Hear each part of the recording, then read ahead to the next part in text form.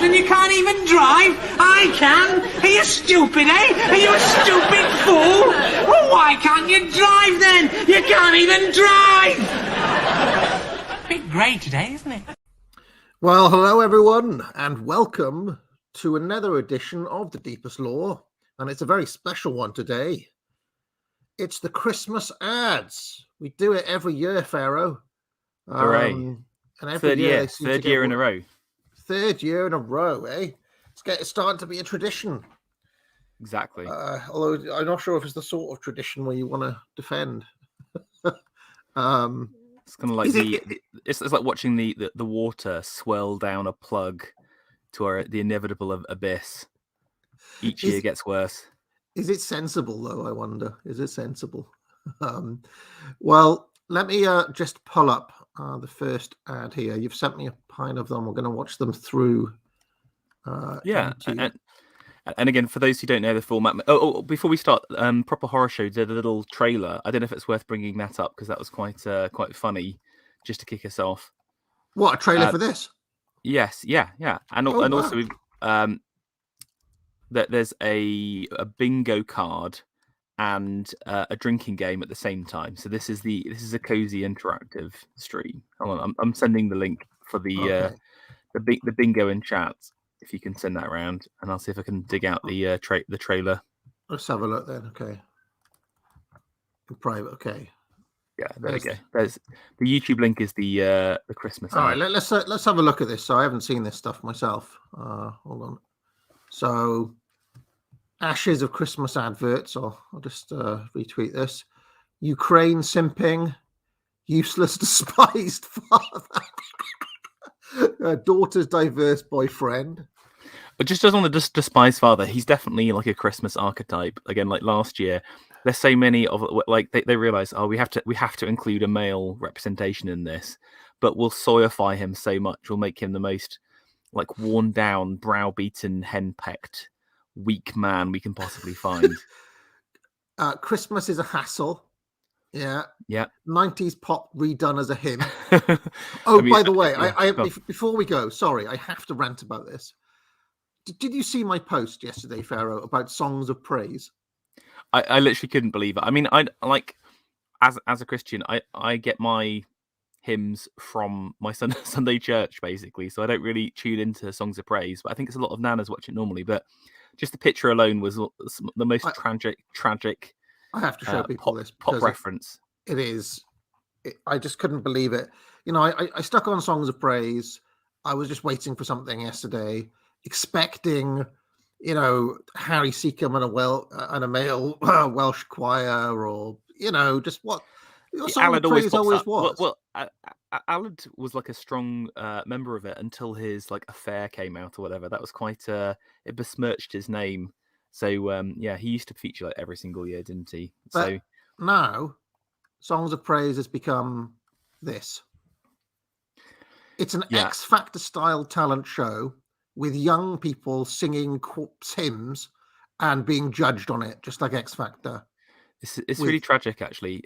Again, this is obviously someone like Bap is not Christianity's greatest defender, but I think his analysis of a lot of the current church, and he calls it like churchification, is very interesting because this kind of sits in a similar way. So, yeah, very disappointed to see that. We need to clear out songs of praise and to return it to a sensible state. It also doesn't work. It's like they did all this crap in the 80s and the 90s, and people would just go, "No, that's cringe." I mean, for one, you're about 20 years behind the trend. Didn't X Factor just finish or something? I think there's the Masked Singer or whatever. It's like that format will forever be popular because it's just like it is literally just like a variety talent show from like this is carried on from like the Victorian period in some form, So yeah. Well, anyway, let's see. Vegan dinner. Ugh. Bigoted granddad. English grandparents. Just on the grandparents, normally they try and like sexualize the grandmother, don't they? They're always just like, yeah, this is grandma's new lover who's like half her age. The granddad, you don't really get to see. Again, he's sort of sometimes this kind of wizened old character, but he's very often not actually bigoted. So I think we won't. Do you remember the sleeping grumpy granddad? Almost kind of. Yeah. Do you remember in Samuel Beckett's Endgame, where the parents put literally in the trash, in the rubbish? Yes, exactly. Yeah, that's kind of the role of granddad. But yeah, missing here, I think, is the cool grandma. Grandma who's still a teenager. They love that trope in adverts. English grandparents, diverse grandkids. Okay, yeah, rap music. Refugee guest for Christmas. Oh my god. Mid-30s childless white women. Did you see that stat, by the way, that women are set to be majority? Was it 45% of over 30 set to be childless by 2025 or something? It's a real tragedy because you talk about your idea of the unsullied. I think the childless menopausal woman is like another version of that as well. So there's going to be a huge army of these, like they have nothing to live for. And I imagine that Extinction Rebellion, or you got the Just Oil people behind this, subtly placed in there by Horror in America, by the way, by those people, yeah. In America, this is now the only demographic that votes of white people who vote majority Democrat. It's a real problem. It's a real problem. Whip round for the NHS. No Jesus, obviously. I mean, we can just you can stick all your money on there because it's going to come in every single advert. Lizzo teens worship trainers. There's again, I think one of the words I want to use for this year is Lizzo Britain. The Lizzoification of Britain. Yes. So yeah, keep out. I want Lizzos in chat when we see Lizzo Britain. Yeah. I think there is a Lizzo. Oh, there's a few. Sticker for channel members. You can use the Lizzo. Oh, Lizzo sticker. Use the Lizzo sticker. Only elite channel members sign up now to get access to the Black Santa, hijab. For God's sake. Philip Schofield, Broken Home. Uber Eats delivers Christmas food. A trans character. Whole family glued to phones.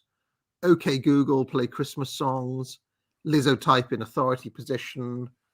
What's WWBM couple? What's that? What's WWBM?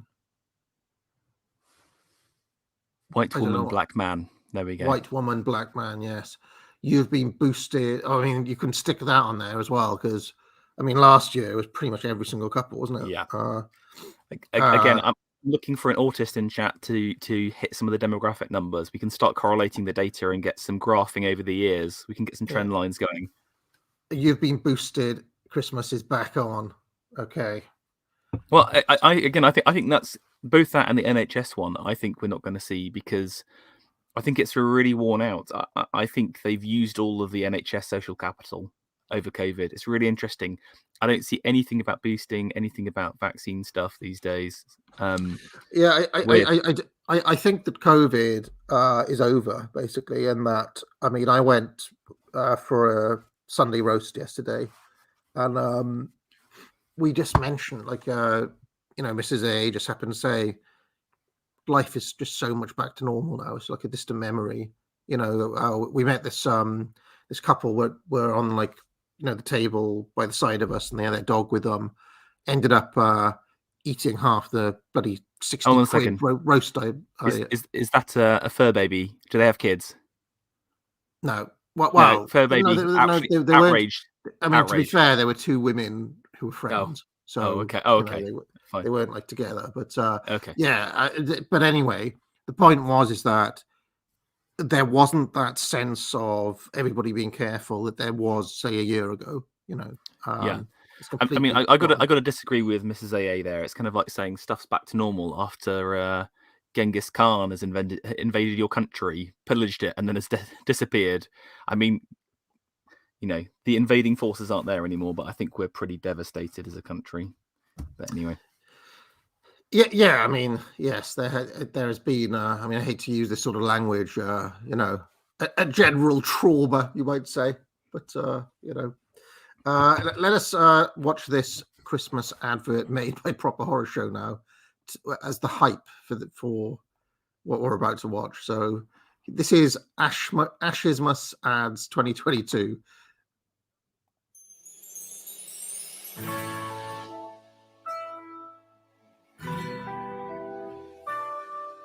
Holidays are coming, holidays are coming, holidays are coming, holidays are coming, holidays are coming. Can we pause a second? Sorry. Oh, yes. Yes. That's like old Lambda there. Old Lambda with his wholesome family there for Christmas time. Carry on. He does look a bit like Lambda.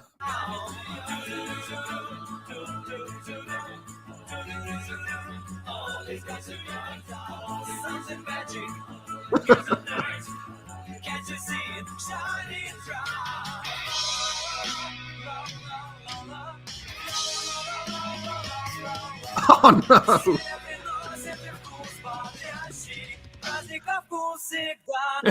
Oh no! Oh no!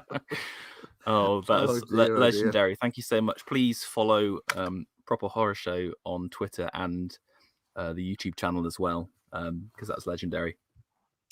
So let me. I'm just gonna pull. Oh my god! I've already. Sorry, I'm just pulling them up, and I mean,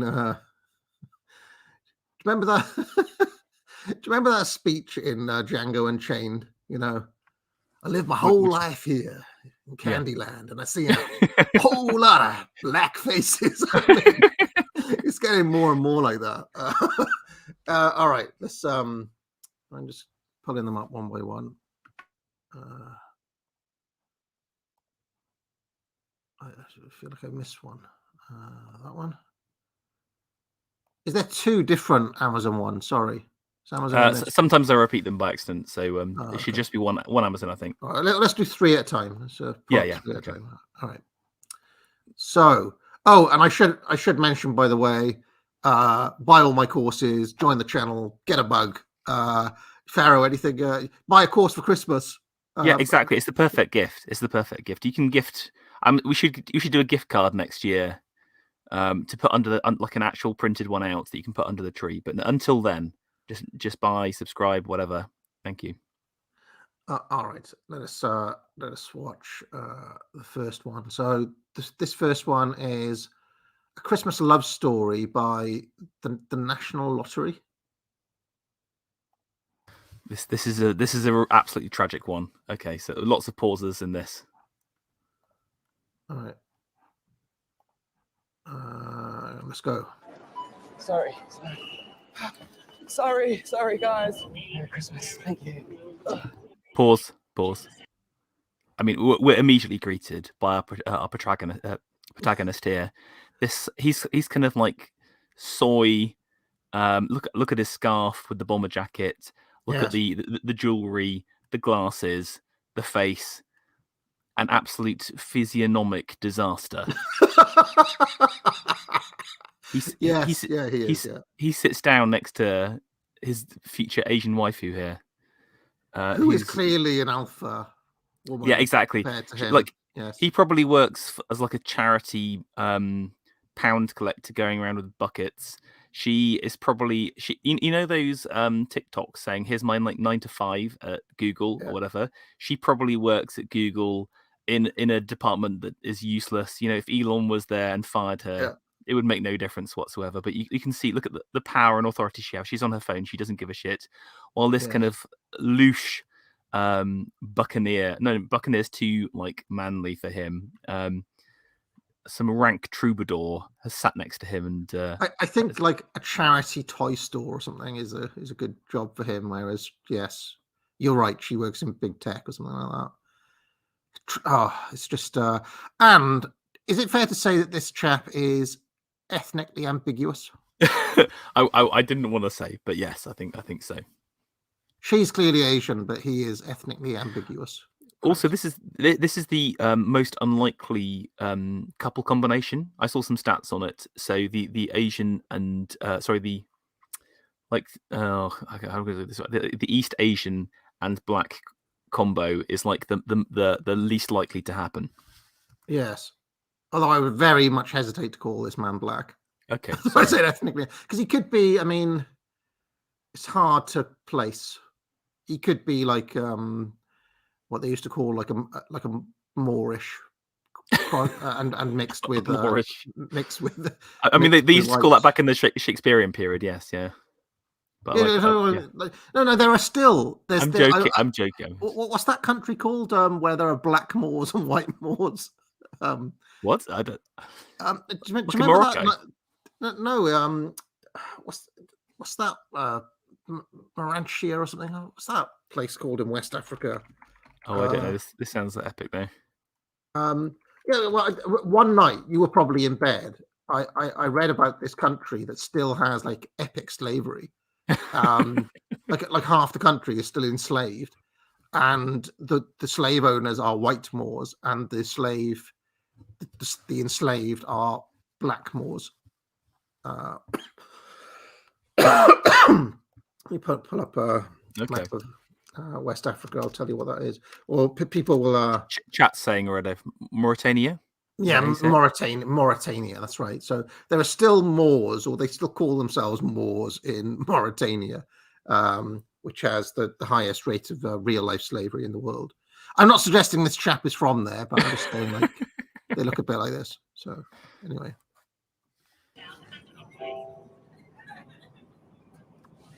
Stop. Sorry. Okay, I'm nose seeing ring. Nose ring. Nose ring.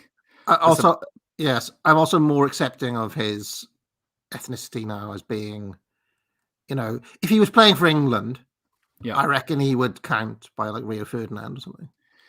Also, I'm surprised they did this because this is like he's quite aggressively looking at her from the start. I'm surprised that for whatever feminist grounds, this wouldn't be counted as harassment. But anyway, carry on. Yeah. This is one of my least favorite men in all the world. He hasn't even talked yet.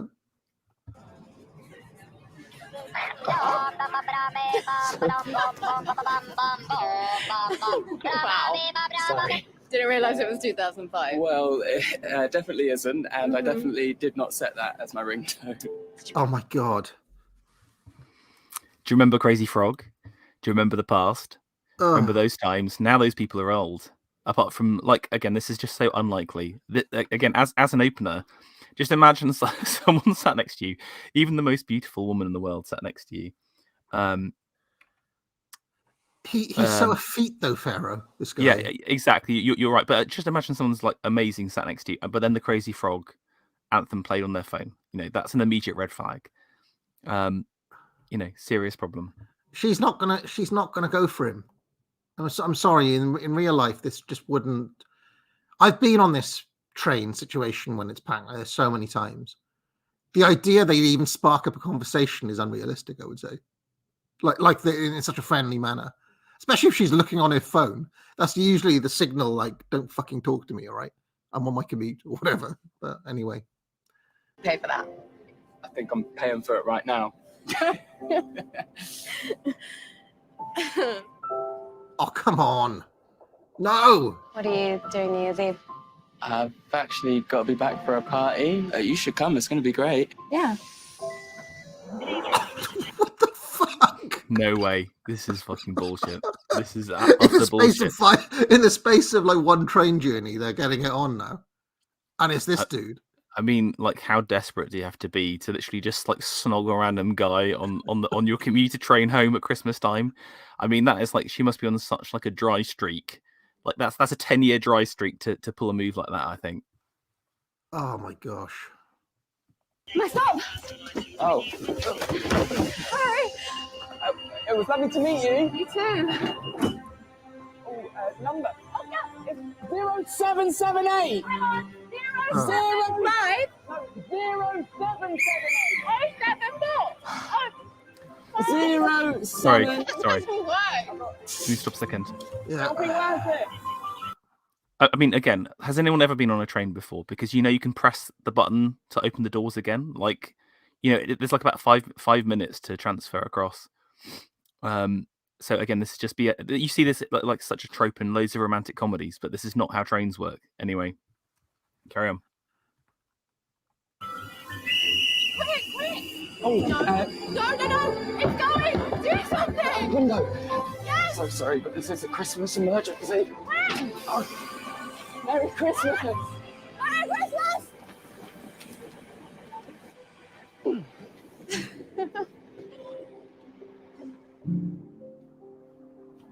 Just would never happen, Pharaoh. It would never happen. It's like actually ridiculous. This is like farcical. Hi. Hello. Oh, there's the bingo. That's a bingo. English grandparents, diverse I mean, does that count? Yeah, Like I her- think so. Yeah. Her dad is that dude. Okay.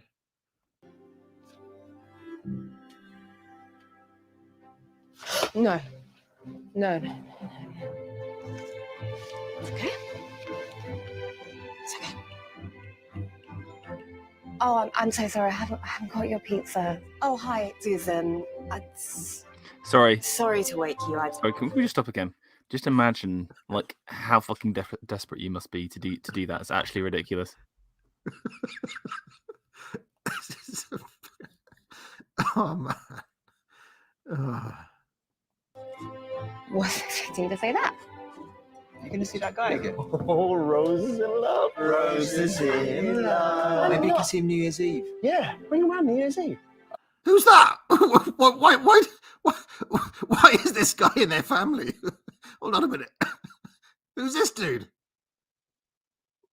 I'm just trying to understand how this family works, Pharaoh. I just want to have a look around this table. Pharaoh? Where's he gone? He's gone somewhere. Sorry. Yes, back now. I just want to study this family a second. We've got Chinese mum. Yeah. White dad. Chinese brother, who's the same as her. But who are these two? Like why like who is that? Who is that? It's again it's a real casting problem where again I think well the reality is you'd have like a whole load of like mixed kids or whatever, wouldn't you really? But then that it's probably quite hard to get like five actors or whatever who all look the same. So they end up having this kind of hodgepodge, which is ridiculous and unrealistic. I mean, the girl on the right just looks so out of place to everyone else. It's hilarious. Yeah, but I mean, the problem we're facing is that this situation here doesn't exist, does it? I mean, in reality, he would be the same ethnicity as her. This whole family, would be they look the same, be yeah, Asian, and they wouldn't be fucking having Christmas. They wouldn't even do it. They'd be, maybe, yeah. All right, let's carry on. Sorry. Someone's pointing out the chopsticks, which is also hilarious. Chopstick Christmas, chopstick turkey. Where are the chopsticks? Just go back there. There you go. 203. Chopstick Christmas. Chopsticks. Oh, man. Isn't that quite bad? I don't know. I reckon we should write to Ofcom about that, about racial insensitivity.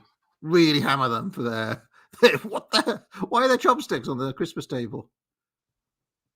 And he's using chopsticks. Even the old man is using chopsticks. Look. Oh my God. Oh, roses in love. Roses in love. Maybe you can see him New Year's Eve. Yeah, bring him around New Year's Eve. I'm heading back on New Year's Eve for a party. And finally tonight, Oh, come news on. of a £15 million lottery ticket that's still unclaimed.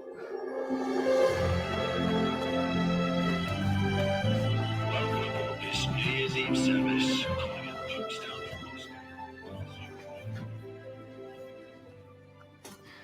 Sorry, just lol at that moment because again, just so many people, so many of these kind of crusty hipsters going back into London. It's impossible to differentiate your one crusty hipster from everyone else. Also, is the idea that she has a winning lottery ticket and she's not turning it in because it's got the numbers on the back or whatever. I mean, come on, this is so stupid. Also, this is like the thirstiest woman in the world, just literally. Like, Yeah, I would be embarrassed to be that actress because like everyone must think you're just so utterly desperate, basically.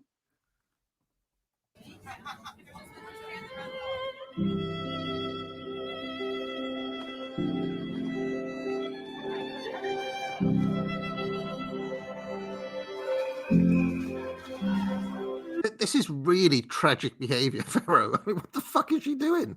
This would be literally, if this was a guy, I'd be just shouting simp, simp, simp. I don't even know what this is with a woman, you know. Well, we have to take back what we said. She's clearly not an alpha, Pharaoh, after all this. Frog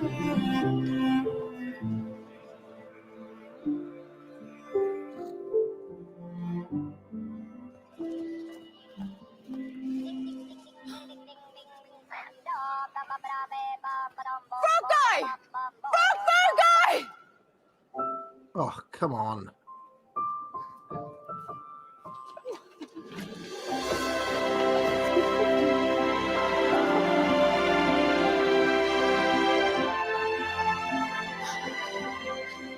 You won.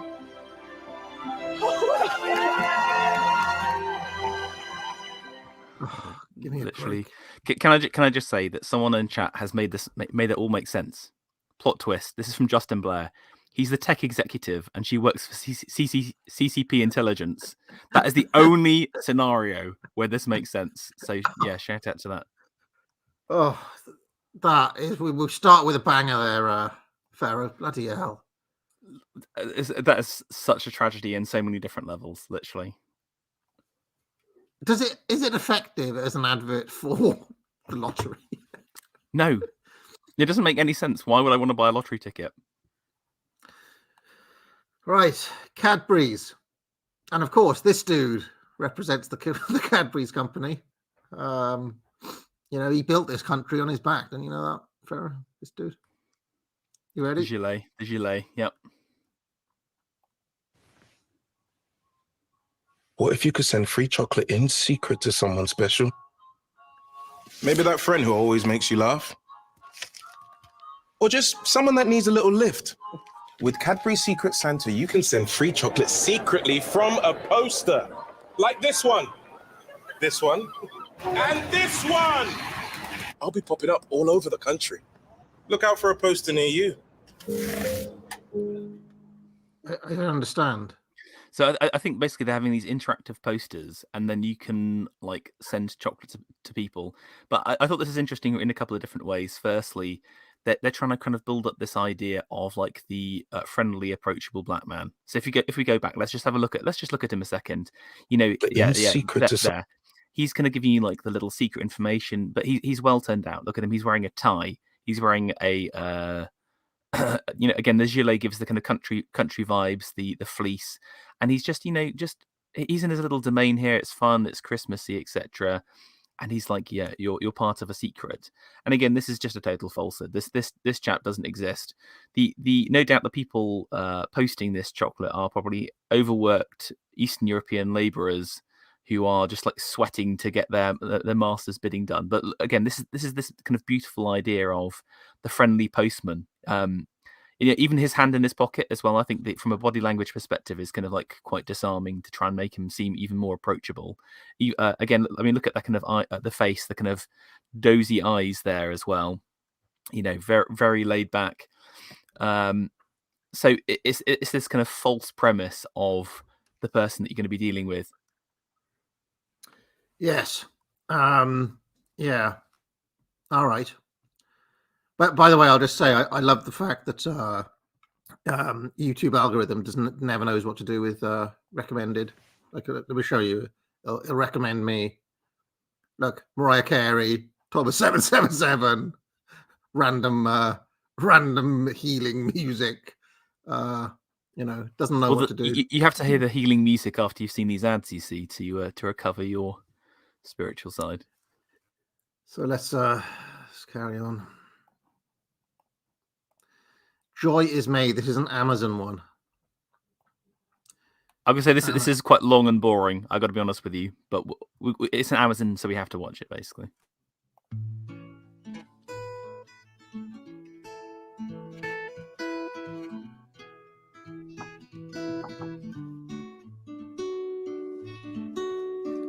See, even these two, I'm thinking, are they?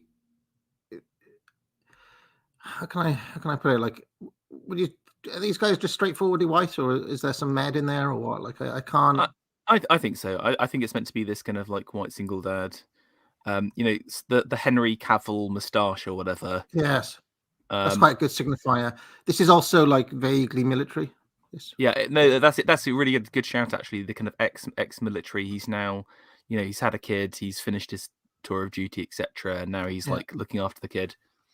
After his stripper wife ran out on him, he's been left with the kid.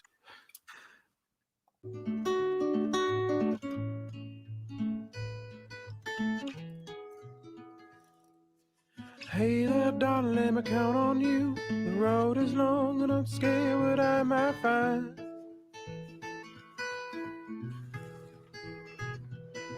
Won't you tuck me in and out? Tell me everything's gonna be alright, sweet child.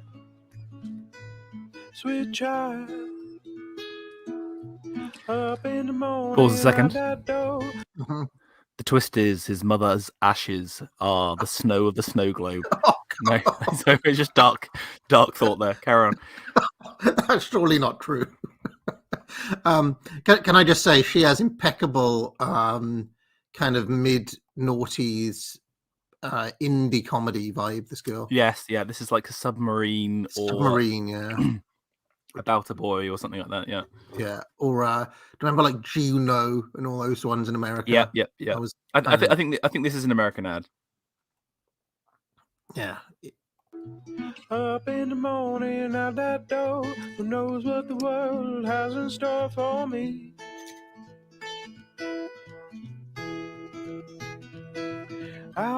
She's probably going to be some sort of model, this kid.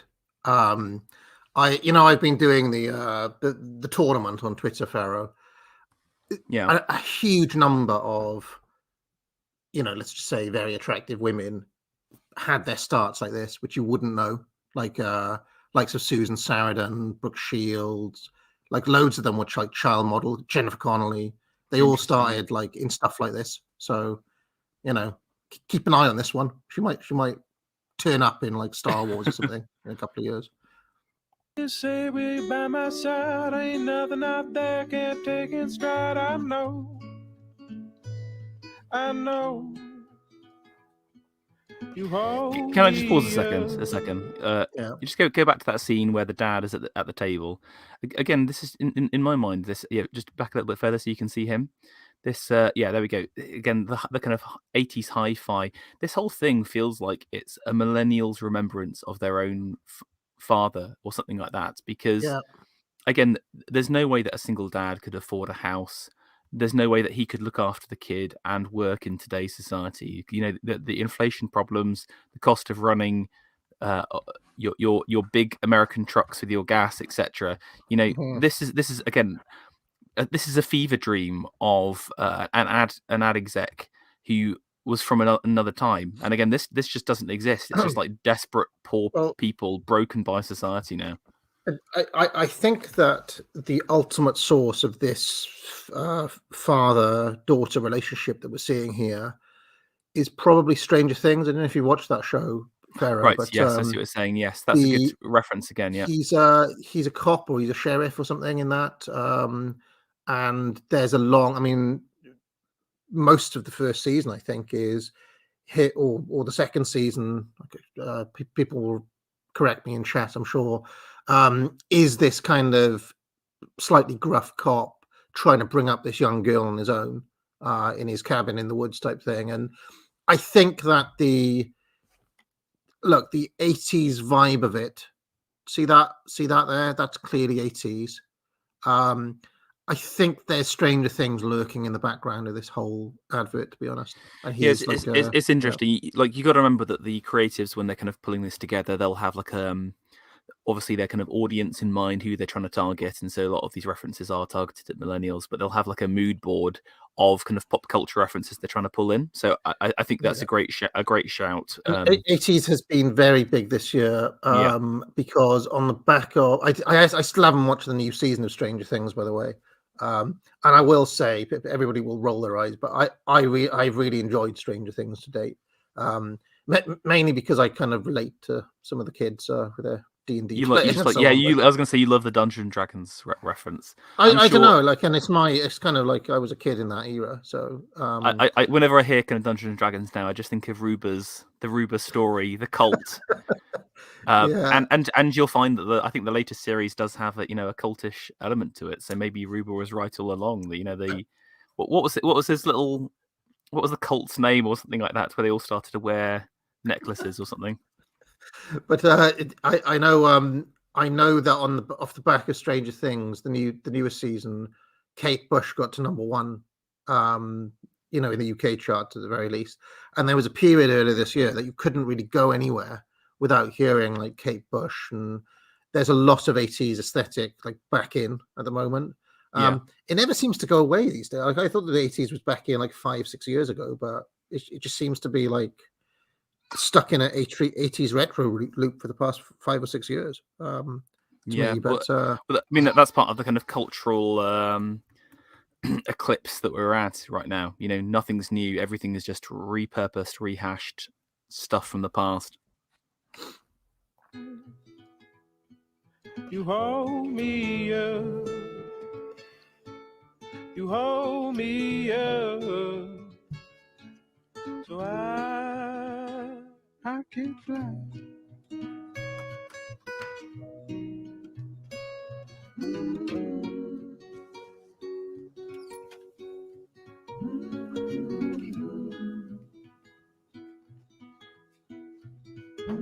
Oh, I was about to freak out, Pharaoh. We hadn't seen an ethnic for a minute and a half, but of course. And again, it's just like, look at this high trust, friendly community that this chap lives in. Again, doesn't exist anymore. Totally wiped out.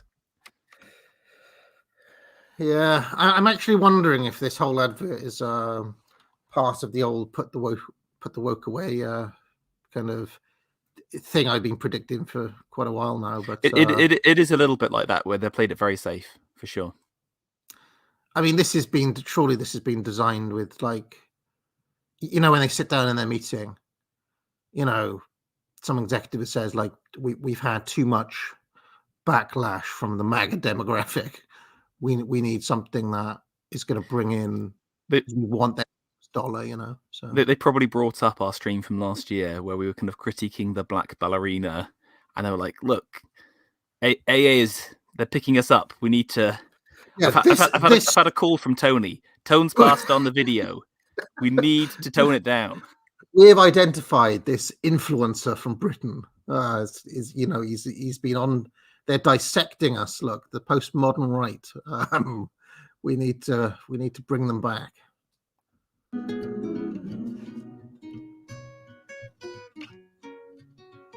Sorry, can we just go back to the doorway a second? Go back to the doorway. Yeah, maybe he looks like Henry Cavill. No, it needs to be him in the doorway. Yeah. Man that confirmed. Look at that. Absolutely outed. I will say that this chap, though, it is quite good looking by his own terms. Like, he's clearly a masculine archetype that men in the audience are meant to find exactly. Well, I think that there is probably like a clone vat somewhere, which is like Tony's been brewing to help with his de-wokening, just filled with Henry Cavill models, basically. Like, quickly break out the clones, break out the kind of masculine men.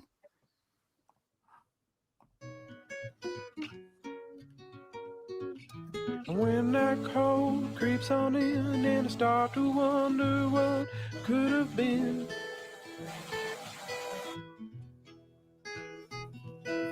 I'm just gonna close my eyes so tight, take your hand and keep me to the morning light, to the morning light. And ain't it bright? Sorry, can we just pause a second? Thanks, Mohammed. Thumbs up. Thanks, Mohammed. Yeah, he had a, but he's back in the role of helpful token rather than. If this advert was in this country, Pharaoh, I reckon he'd be leading the advert. He'd be leading the advert. So,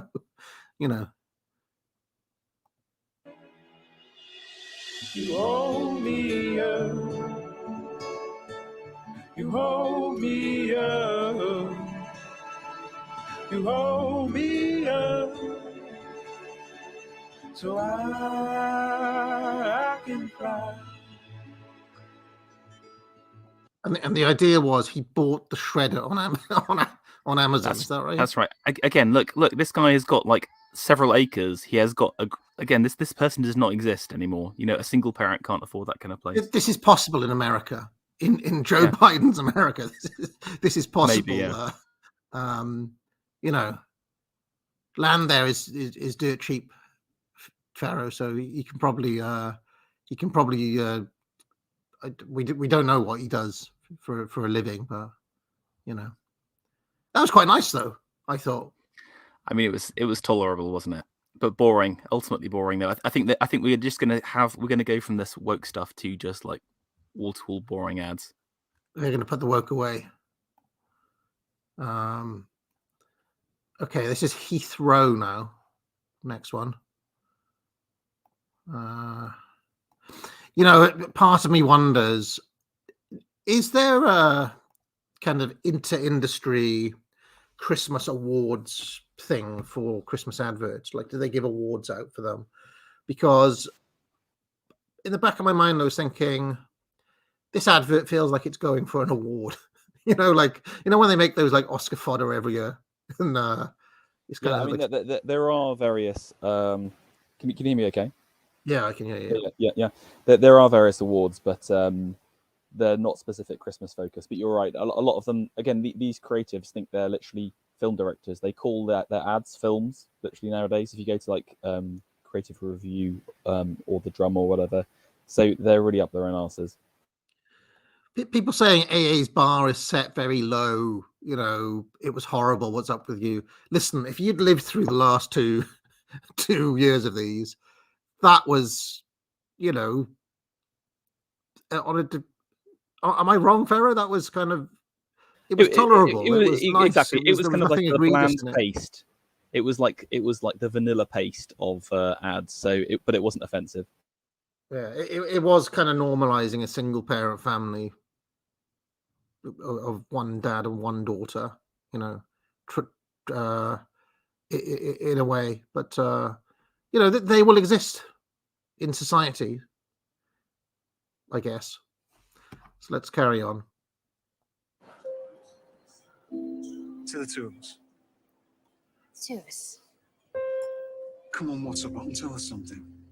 The first one without the kids, Oh my God, Pharaoh. What do you notice about this couple? I don't know. They're tragic. No, they're both white. A white couple. Look. Yeah, but they're kind of old and childless, though. Just saying. I like Jane Malone. Oh, that's nice. So he's winning. Give me cards. Was she looking at them and what was she looking at them and thinking? What's the This is the family that got the fur baby. They got the fur baby instead of the kid, and now I think she's hit, no eggs, and she's sad and lonely now, desperately looking at other children. Oh, I know. Come on, let's get a bite to eat. Okay. So, I've got you an early Christmas present. Close your eyes. Really? Okay. Keep them closed. Yes.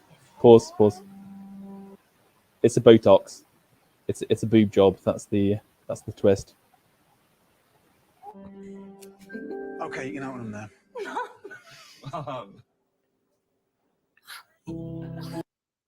Is that their kids? Yeah, no. So someone in chat's pointed out that the kids are. They said this is the first Christmas without our kids, or something like that. It's an all-white family in an advert, Pharaoh. Is that up first? Pretty All much, the I time? think. Yeah. I think this is the first time we've seen an all-white family in God knows how many dozens of adverts we watched for this. So interesting.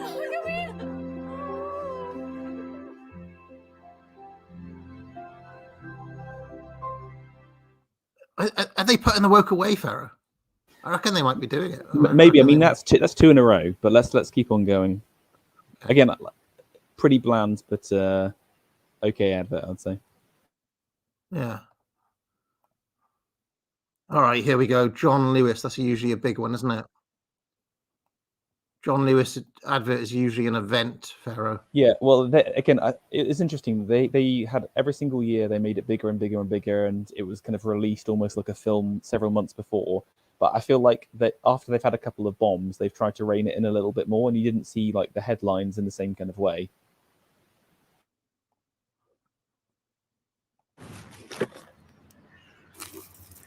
Can I just pause a second? Sorry. I mean, our protagonist here, you know, you just got that kind of like, look at that face. I mean, what would Carlisle say about that face? I mean, he looks like a man who needs to, like, I don't know. I'm getting like mid 2000s Shane Meadows movie, or it's just like, or maybe even he could be. Remember those like comedies like Full Monty or something like that? He could be. I was thinking that, yeah, just like a northerner, like a brassed off northern. Yeah, I'm getting like northern minor working. Yes, just from pure physiognomy, you know. He probably watched Boone when he was younger. There's a reference people won't get.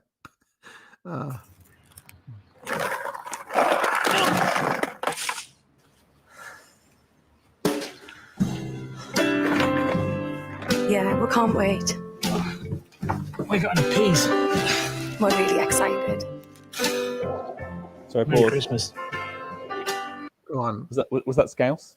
Did just through physiognomy we worked out they were northern, basically? Yeah, I think there was definitely some sort of regional accent there. Should we hear it again?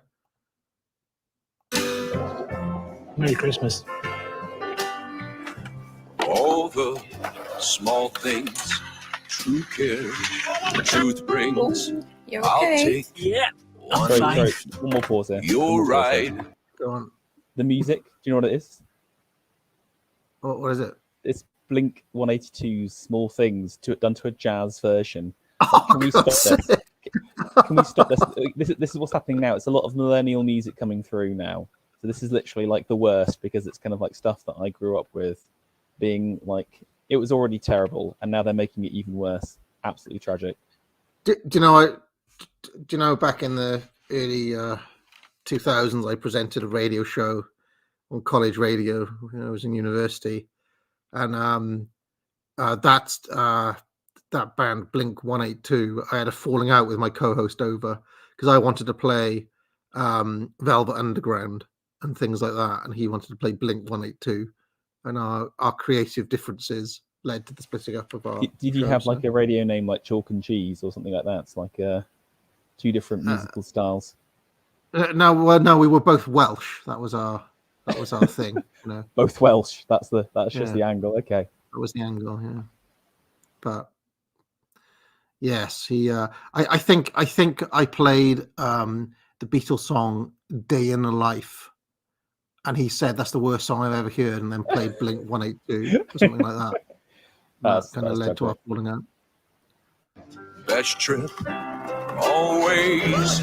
I know you'll be at my show, watching, waiting. How did it go? Nailed it. Commiserating, say it ain't so. I'm not. Now, where's he? Where's he Sorry, working? yeah, Do you reckon? pause there. What job is this? This is some depressing. He works for comparethemarket.com as one of their telephone help advisors. This man has worked in the same job for 20 years, He's never wanted to do anything more than this. Just look at that. Look at the hunch he has. He's just a totally broken man. In another age, this man would be like the head man at arms of a lord's army or something. He would be a vicious warrior or adventurer. He would be, first mate on a boat, and now he's just absolutely broken man with a call center, thing on talking to people about insurance over Christmas time. I will not go. Turn the lights off. Carry me home.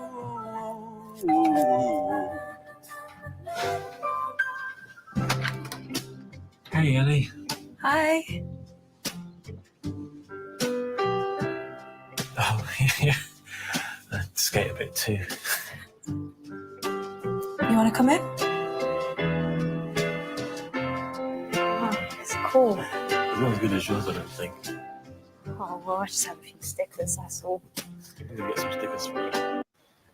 Okay, I don't really understand this. What's the deal here? So basically, they're fostering that child, and he's been learning to play.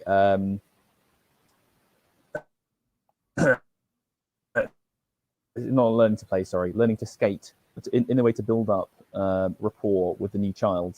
But in some ways, I think it's just like a totally tragic thing because, again, it's this childless millennial couple that should have had kids earlier, weren't able to do it, and now they're having to bring in someone else's child. So we mean to fostering, because again, I think it is very, very important. But something that doesn't shouldn't have happened, in my opinion.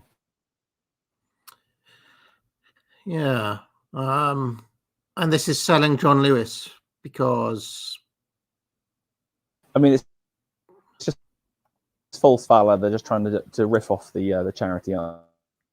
So, right, okay, so let's go for another one. 1, 2, 3, 4, 5, 6. That was that one. 7. All right, here we go. Aldi. Now this is I'm looking for the trough in the middle, Farah.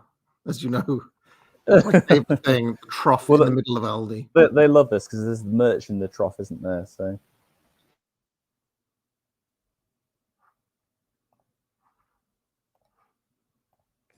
Come on, everyone, we're late.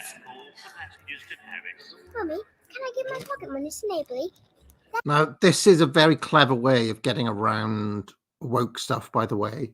Make the family a family of carrots. Because carrots don't have ethnicity. Neither do radishes. So you can kind of get around That's it. my favourite line of the stream so far. Carrots don't have ethnicity. There'll be some nerd who's like, "Oh no, don't you know about the purple carrots?"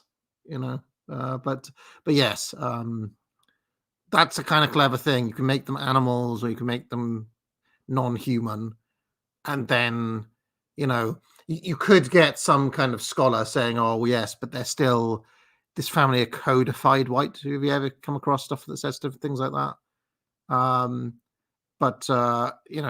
They've got a get out of jail free card. Yeah, in the languages and cultural references and stuff, isn't it? They're helping families in need. Merry Christmas, everyone. Christmas in Paris, a family vacation. But wasn't someone missing from this festive celebration? For this little carrot would spend Christmas at home. And he often gets scared when left all alone. Quaking in his roots, he had to make a stand and tackle the intruder with traps he carefully planned.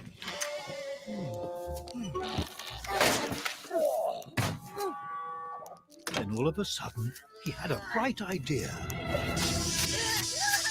which almost dashed his hopes of seeing in New Year. Ooh, roast carrot.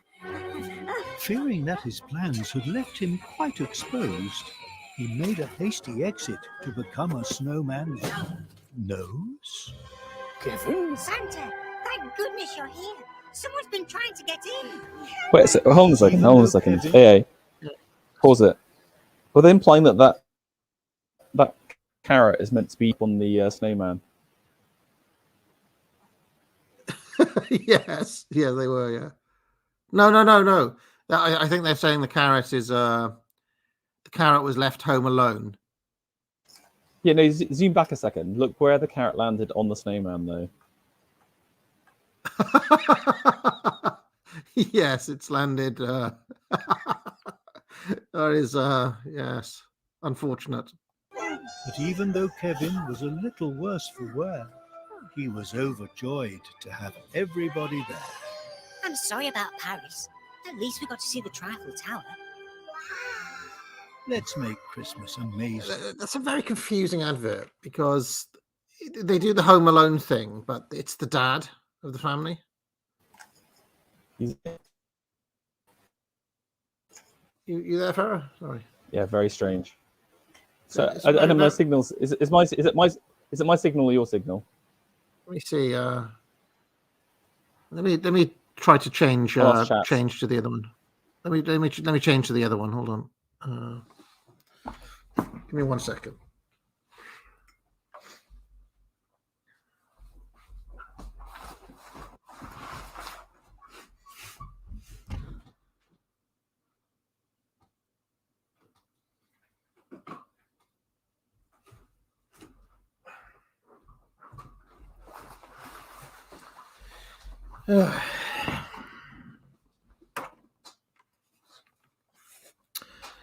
Right.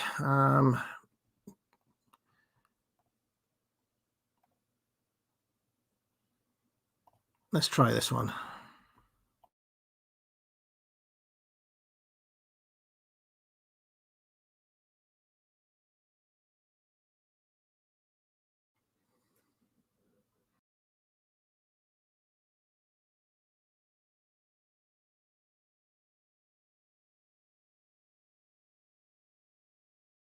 Okay. Do I sound better now? Yeah. Sorry, I think everyone was saying it was my side. So is that better? Yeah. Okay. Yeah. All right. We're both on time. I'm on a different connection anyway. So, all right. So, next one is. Oh, we did the Aldi. Next one down. This is McDonald's. McDonald's, the list. Okay.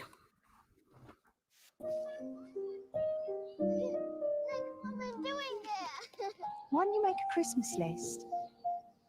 A list? Looking from a window above, it's like a story of love. Can you hear me? Came back only yesterday. Sorry, can we pause a second? Go on.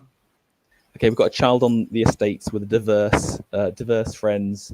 Again, Yes. the music is this who's the music? Is it like a Human League or something? Yeah, it's been covered. It's been covered by some warbling woman. Again, just another classic, just rehash 80s song. And yeah, this family again. You do not see a family this healthy on an estate, do you? I think. No. It'd be more. Yes. I agree that it's all a bit. Maybe our associations with this sort of thing are out of date, Pharaoh. Maybe. Well, I lived in the council estate for a while, and I can tell you the physiognomy does not look like this. Look at this child here. This is a healthy, happy face, and they're all kind of gaunt and sad. I hate to say. They're all moaning it's laggy now. God's sake! Right, let me move back to my other one. Hold on.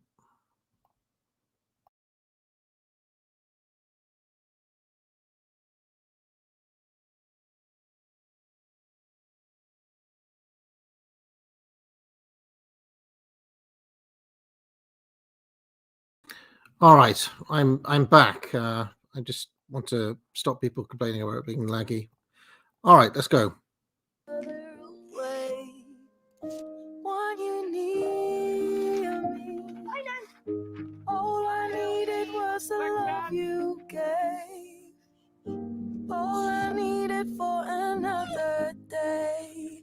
And all I ever knew.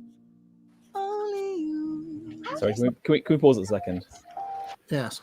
If my child created a list that long of Christmas presents and then insisted on carrying it around with him all the time, to which he was adding, I would be furious. I'd call him a privileged little shitbag and tell him to stop, to choose one thing. You get one thing for Christmas and that's it. Trying to work out where they are. Where is this? That place is called the High Street AA. Back in the early 2000s, this used to exist. Where nowadays you'll go down and it's just charity shops and betting shops these days. I'm trying to work out the actual town they're in, but I'm trying to. Honest to Father Christmas.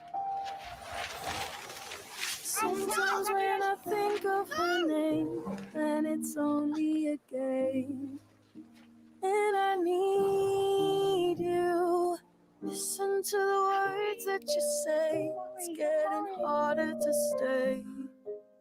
When I see. Sorry, is that his dad?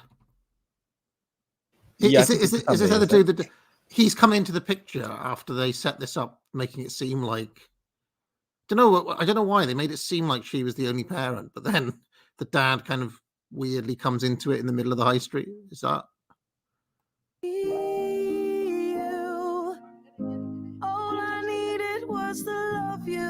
Oh, right. It makes sense now. It's a McDonald's advert. I was thinking, that High Street, the McDonald's is very kind of noticeable. And then it just twigged. Oh, right. With your knowledge of McDonald's, could you like name the McDonald's? That's the question. No, I couldn't. I can't place the High Street at all. I was thinking this looks a tiny bit like that. Do you remember I did that? I went to Hounslow that day. Thinking, is it that? But I don't think it is. I don't think it is Hounslow. So what was on your list anyway? I needed for another day, and all I ever knew, only you. All right. So he loses his list, but it's all right because he goes to McDonald's. Is that the idea? I mean, it's just pathetic. Utterly pathetic. I wasn't that keen on. I haven't been but another advert, Pharaoh, where there's very little identifiable woke. Would you agree? Yeah, it's interesting. They're definitely scaling it back. I think that there's a train. And I would not be surprised, having read that counter extreme right wing terrorism doc, that somebody up in the powers that be has decided that it actually represents a security risk to wind people up as much as they have. I bet we've been used as a case study. That MI5 people have to kind of watch through previous episodes to work it out. Yeah, I mean, I'm not even joking though. I reckon there could be some kind of call that's gone out in these media agencies and so on, because there's only 5 or 6 of them. They could just if the government wanted to just put in a call to the media agencies, it would only be a case of getting 10 people in a room. Again, just think how much leverage the BlackRock guy can do. Again, because he's speaking to other CEOs and CEOs that decide the briefs. So they'll just put something down. We want it non-controversial. We want it just like targeting our core demographic. It'll be like back to reality going out to these briefs. Yeah, I mean, the Disney CEO was fired and they went back to the old guy. And everybody's saying, yeah, but the old guy was, just as liberal and so on. But then he issued a statement saying we're going to stay away from cultural issues. It's really interesting, yeah. I'm just saying that the long-awaited AA containment is coming. It's coming, folks. I'm telling you, they're putting work away. Because, these have been quite anodyne, these adverts. They've all been sickening in their own ways, but... it's sickening for old-fashioned reasons as opposed to the reasons that, like, compared to last year, where it was very much in your face, there seems to be a step back. If would you agree that there's been a step back? Yeah, no. Well, I mean, we've only seen a few so far, but I definitely think so. From this brief sampling, there's been a step back. Yes, yeah, exactly.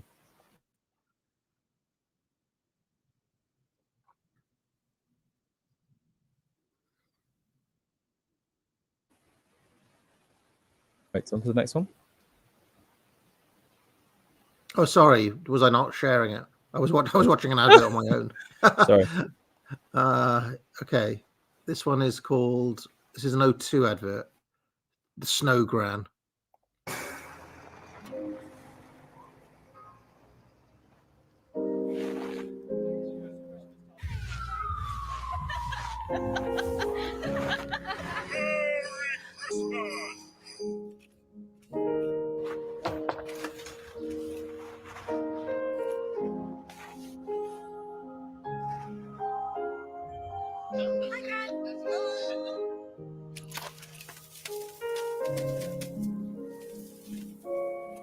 We set up the National Data Bank to help those in need stay connected. Send free data to someone who needs it on us. Search O2 Christmas SIM card. Yeah. Okay. Just a I bit lame. mean, yeah, kind of nothing. Frozen egregious. out. Just a bad metaphor, but again, just look at the composition there. Pretty standard. Again, back to Fresh. We need like a Back to Fresh Prince, but for adverts, if someone can suggest a suitable advert. They're Back to Fresh Prince. Back to I don't know what you'd call it. It was a good advert for Back to MASH. Back to Nescafe Gold. Back to Nescafe. Yeah. All right. This is AAA would be happy. She had a Nutcracker party on the weekend. It was a good success.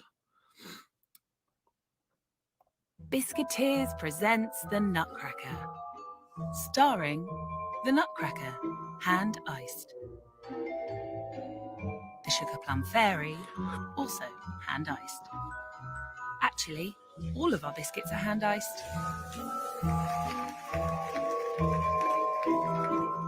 Critics are calling it the hottest biscuit ticket in town. Send hand iced gifts this Christmas at biscuiteers.com. That's really nice. Yeah, I thought put a wholesome one in there for you. I have to buy that because you know who loves the Nutcracker, don't you? The most cultured toddler in town, yes. Yeah, I don't want Tchaikovsky, Daddy. So, yeah, I've currently got a giant inflatable Nutcracker up at home, where she had the party on the weekend. That looks really nice, though. That looks an aesthetically pleasing box, and I'll have to check that out. I've managed to try. I was trying to find some good ones as well as just like totally awful. Nice. Okay. So let's carry on. Trying to work out where we are. This one.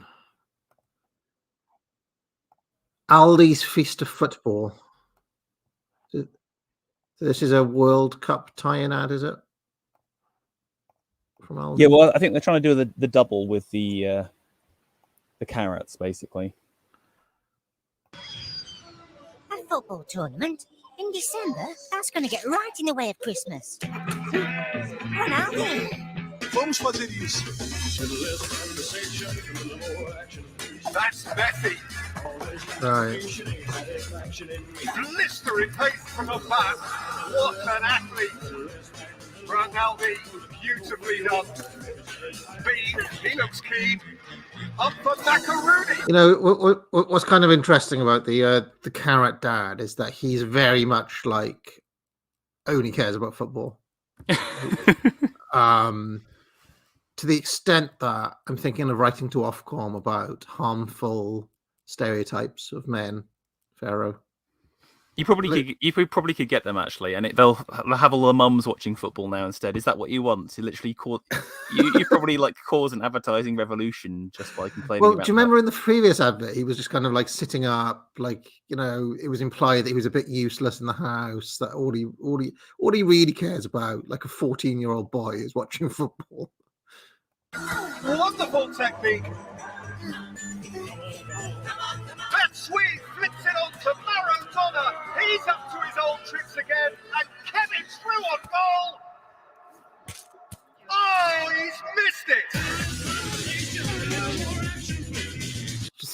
Terrible. Oh, there we go. This obviously was the prequel to the previous one because he said about missing Paris. Oh yes, because he's home alone. Yeah. So there you go. So I mean, that was awful. It was just like, oh, look, how can we get some football names tied into vegetables via very bad puns? Yeah. Well, there was a very famous advert back in the 90s. I think it was 1998 World Cup or 2002, one of those, where they had that, all the famous players, but now they've done it with vegetables, so it's even an advert within an advert. Oh, man. All right. This is Tesco's now. Tesco's. Britain, there's a joy shortage. So we at Tesco have formed the Christmas party to help. Oh, by the way, one of the things that came out of that kind of extremism report I was posting about last night is that they recognize that the pessimism in the country, or the fact that there's very little good news for young people and things, are drivers of what they're calling right-wing extremism, Pharaoh. And I wonder if they've identified certain kind of messaging trends that they're trying to put back, because this advert started off with, oh, there's a joy shortage, Yeah, that's a really interesting shout. And again, if you go and check out Foundations of Entrepreneurship by now, I talk a little bit about the power of emotions to motivate us, and what you'll find is that anger and joy give the most kind of sharing and positivity around sales. So even though, like rage clicks and stuff like that, they do exist, but sadness is always really bad. So it's bad for sales all the time. No one wants to be sad. So again, I think you're probably right, but also there's this kind of like drive to increase sales by trying to put a bit of positivity in the air. Interestingly, I think we'll see more of these kind of narratives being played up. I wonder again around the World Cup, what will happen as England kind of goes through, even if they get to the semi-finals and stuff. Whether they'll do like a party or something like that they wouldn't. Do you know what I'm saying? Like they do like sorry for my lack of football knowledge. They do like a parade if we win a trophy or whatever. I wonder if they'll do something no matter what at the same time, and we'll see more of these kind of circus elements of the bread and circuses coming to play. Yeah, I mean, if they really want to go back to Fresh Prince, it's back to Blair, right? Remember the messaging. You went from these kind of you literally go from Train Spotting, right, to Notting Hill. That's the trajectory. Do you remember Majors Britain was Train Spotting, or people lining up unemployed for Full Monty. Blair's Britain was Love Actually, in fact, it was interesting. I saw Love Actually came in for attack the other day. Did you see that? Yes, on the Jeremy Vine show, the red flags or whatever.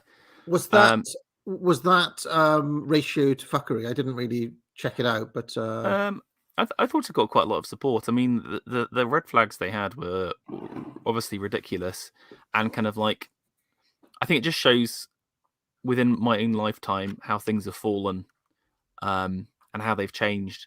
Where you've gone from obviously like not the greatest film, but a fairly innocuous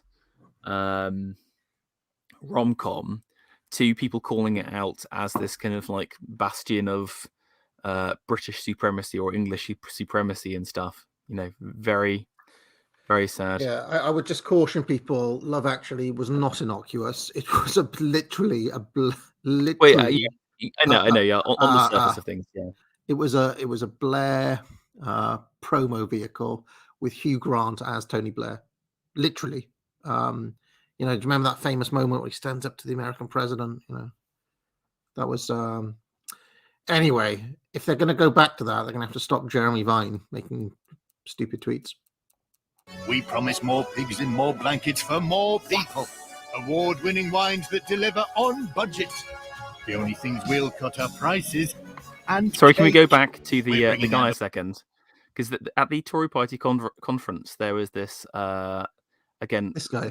rotund Asian guy who was like conservatives for LGBTQ, and it just reminded me of him. I'll see if I can find a picture in the meantime. Hold on a second. Conservatives or LGBTQ. Okay, yeah. But on budget. The only things we'll cut are prices and cake. We're bringing Thinking he might make a good front cover, actually. I might screen grab him right now. the deliver on budget. The only things we'll cut are prices and cake. We're bringing adult and kids tables together. If there's a spare Pause. I think we've seen a Lizzo. Yeah, Our that first was Lizzo. that's true Lizzo right there. There she is. Now again, this is one of those things that I don't quite understand what this Christmas gathering is meant to be like. Who has a family that looks like this? Basically nobody. So maybe Tesco's a little bit behind the curve. Pharaoh, they didn't get the memo. Yeah, It's all meant to be sad single parent families now, not these kind of massive diverse gatherings. That was very last year. If there's a spare party hat, put it on the dog. Sorry. And Go back to the dad there. I can't tell what ethnicity he is, but that is like the worn down. What was that bingo choice again? Worn devastated down dad. Well, I think he's he's Asian, probably yeah. Indian, right? Or Yeah. Well, But- so yeah, you're right. Like look at the ginger child being fed by the Lizzo. She's just lapping up the Lizzo feast. I mean, this family doesn't exist. It cannot exist. Like, who's his parent? Two gingers. Clearly, Two gingers in the clearly middle. she is not the mother of him. And like, who's he? Is he the dad? This couple aren't giving birth to him. Oh dear. Who's this dude? It doesn't make none of it makes sense at all. I still love his face though. together. If there's a spare party hat, put it on the dog. And a referendum to see if love actually is the There you go. There's all. This is like the Dino household. You can tell from house. you can tell from like the use of onesies, the aesthetic, and then the guy as well. He looks like he should be on like a Love Island candidate or something like that. You know, this is Dino power. They're talking about Love Actually. So what? actually is the greatest Christmas film. No, actually. Since when has that been a thing? That Love Actually now is? Are they trying to make it into something more culturally significant than it is? Maybe there's a lot of chat about it. I don't know whether it's just like nostalgia for you know what it could be. This could be literally Tony Blair trying to kind of like drum up like remembrances of the past as part of his platform. You know, just like, do you remember Love Actually? Do you remember how good it was when I was in charge? I can bring that back. Blair was literally at the peak of his powers. Yeah. He's got a PR department just focused on Love Actually, just like that. The Vector. He's getting it in people's. Like, and he's thinking, right, Jeremy Vine, create an anti-woke backlash against some stupid tweet, so that people remember how great Love Actually was. Yeah, exactly. Literally, like the Tory boys. I bet Ruba right now, he's retweeting that tweet. You know, he's like quote tweeting it right now, just saying, actually, Love Actually was like a quintessentially British. You know, it's at the heart of the British canon right now. You know, you've got Tory boys just clapping. You know, them standing up. You know, what's the guy who stood up to the American president into it? Hugh Grant. Yeah. Hugh Grant he's almost like standing up to Biden in today's society. You know, that's how there'll be a Tory boy reading of Love Actually, and it'll be canonized as one of the most important films in the English. I don't know if repertoire. have you been keeping an eye on Rishi Sunak's messaging? No, Since he's become the prime minister. I thought he's been quite quiet, but well, his feed on Twitter puts out these videos every once in a while, and Rishi is a very like the presentation of it. He's very kind of cuddly. You know, everything he does is quote unquote quintessentially British. You know, despite the fact that, of course, Rishi is Indian, but it's just kind of interesting that there's even a bit of it in Sunak's own messaging. They're trying to they're trying to invoke that vibe of the early 2000s more and more. So And all bedtimes to be scribed. We pledge dinner for 5 for under 25 quid. We'll solve the Oh, sorry. things that I missed there was matter. a lesbian family. We got the LGBTQ. Well, I think Where? that's Where? the first, when they're doing the Christmas carol at the doorway. There we go. Dungers. It's the dungarees immediately. Also, that's trans colours as well. right. the Oh God, that was trans subtle. flag. I didn't even Trans notice. flag. It didn't even occur to me. Yes. Okay. Right. Dinner for 5 for under 25 quid. We'll solve the things that matter. When is Bin Day? Today, Jeffrey. Yeah! Today. Hooray! Sorry. We stand. Can we Go just on. pause on that guy? Just like have a still of him, the bin man. This is it. This is the modern British man here. This is it. In the past, this man would be an inventor, a writer, an entrepreneur. He is now a slave to that bin. He has been domiciled. He has been like a dog that is Pavlovianly conditioned. He must get the bin out. He gets excited about the bin day. That's how broken the modern Englishman is. You know, he was once a housecarl. He was once a bodyguard. He was part of the Varangian Guard, his ancestors, and now he's been brought to this, the bin boy. Do you know what's really dark is that look at they've almost been like calcified or petrified. Do you remember, like in D&D, there's the basilisk that can petrify you with his... Yes, yeah, exactly. These yeah. ones have been turned. They've been domestiled into stone. Look in the background, and he is going to be like soon. He will drop to his knees and turn to. They're turn to attached. ash. They're attached to it. Yeah, exactly. They're kind of been electrified. There's something quite dark about it.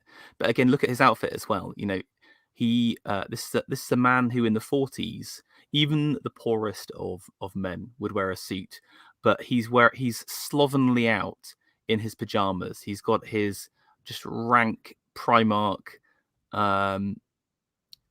dressing gown on, and then look at the slippers, the fluffy slippers with 2 daffodils on top.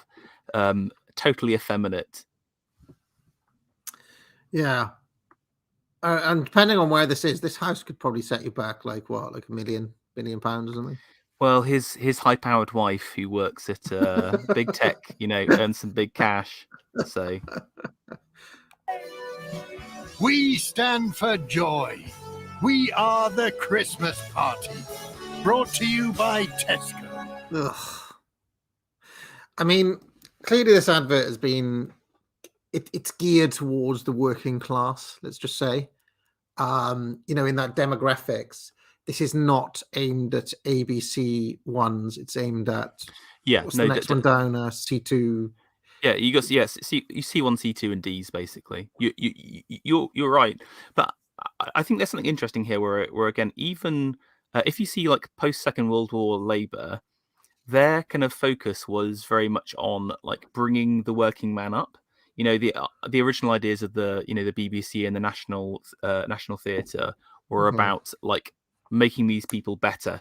They weren't afraid to say that, look, we want to make these men stronger and better and make the country stronger because of it. But I think there's this kind of weird kind of acceptance of mediocrity and slovenliness and weakness. You know, that's what we revel in it. That even the enemies of the past didn't do. Yeah. There's also this. How can I put it? That there's a working class comfort. Okay. In the idea that we're all in it together and that we're all the same and nobody's better than anyone else, right? And you're just kind of accepted and loved no matter what, right? You're familiar with this idea? And I think this Tesco's advert, in a very interesting way, is trying to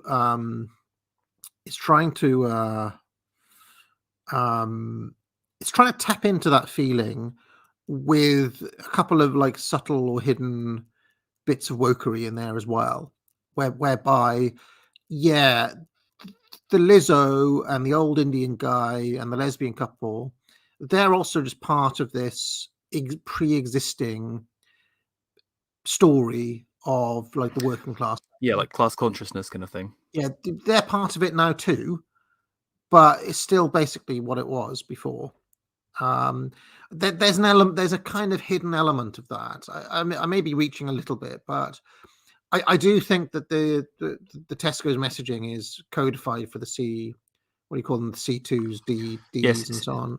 Yeah, C1, C2, Ds. So yeah. Okay.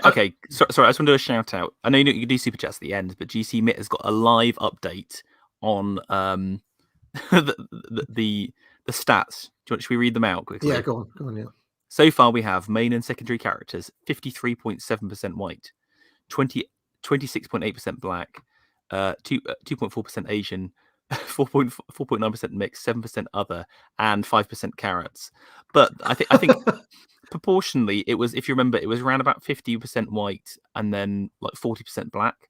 So we're seeing that black demographic down. So white is a bigger proportion than ever before. I think white was like 45 again. There's a noticeable drop off in the relentless pushing of the black demographic that we saw last year. I would say that it's a conscious backing off of that. But there are probably reasons for that. That they realize they've pushed people a bit far, and they need to get that dollar this Christmas. They can't have we can't afford to have, in recession Britain, we can't afford to have a bad Christmas. We need it for the economy, So I really think there's something in that. I think just from what I'm seeing my side with businesses, it's been a very weak Christmas so far. Like most sites are down about 20% year on year, like across the board. So and I've seen a number of big names go into administration already. This is even before the kind of January, February lull. So I think that people are going to be cutting costs in the businesses. They're going to be focusing on what drives revenue. I wonder, and also I do wonder if this kind of Elon coming in is, I think, one of the most significant business moments we've had for like a decade. The fact that he can come in, remove 80% of the staff, and run the business effectively at the same level as beforehand. I think we're going to see the great Elonification of businesses as a trend, where CEOs will be fired. They'll bring in these kind of like Elon, like more authoritative characters, and they'll just purge businesses. We'll see like massive letting goes of these kind of useless jobs, because it's going to get tough in the next year. Like this Christmas hasn't been too bad, I think, but I think by next year it'll be more like fighting over it. There's going to be an interesting thing, because I am convinced. I mean, call me paranoid, call me conspiratorial. I am convinced that Elon has some backing from the deep state, Pharaoh, because or at least a faction. Yeah, I mean, he's intimately plugged into the US security apparatus. Okay, there's no way this goes ahead if they don't want it to, right? And my feeling, especially after reading that extremism document last night, my feeling is that there is an extent to which this got out of hand, the whole progressive messaging and so on, and I do think they need to and want to reel it back, but it could be a kind of kind of covert mission. They're not going to tell everybody about it. They're just trying to. They just need to do it somehow, and we could end up in a very strange scenario in a few years where people on our side of things start to complain about the fact that they're now hiding the diversity, if that makes any sense. Yeah. So where woke was up in your face, it kind of reminded everybody all the time. Whereas Back to Fresh Prince, as I've always said, is the much more subtle and clever way about, because, as long as you make a presentation that you're in, I don't know, a majority white nation, or you make the presentation that things are kind of normal, quote unquote, you're not reminded as much. It's kind of a psychological thing. So Or the other thing I was thinking is maybe it's the more effective strategy is something cyclical, where you build stuff up, you increase the pressure, let it back down to zero again. But the fact is, during that time, you've shifted the dial a huge number, so you can already start at 5 rather than 0 the second time round, and you keep doing the cycle. You never let it get out of hand, never let it get out of control, because that's like I think what's happened with the woke stuff is just like normie people have realized without any prompting something's weird and something's wrong at the same time.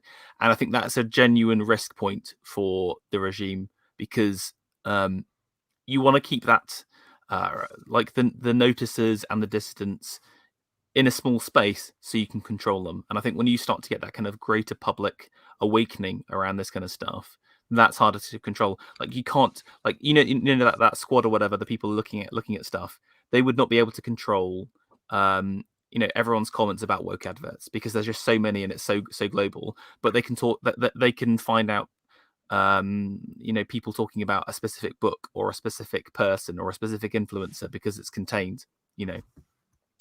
The other thing I'll just mention very quickly is that they've been taking the knee during the football, right?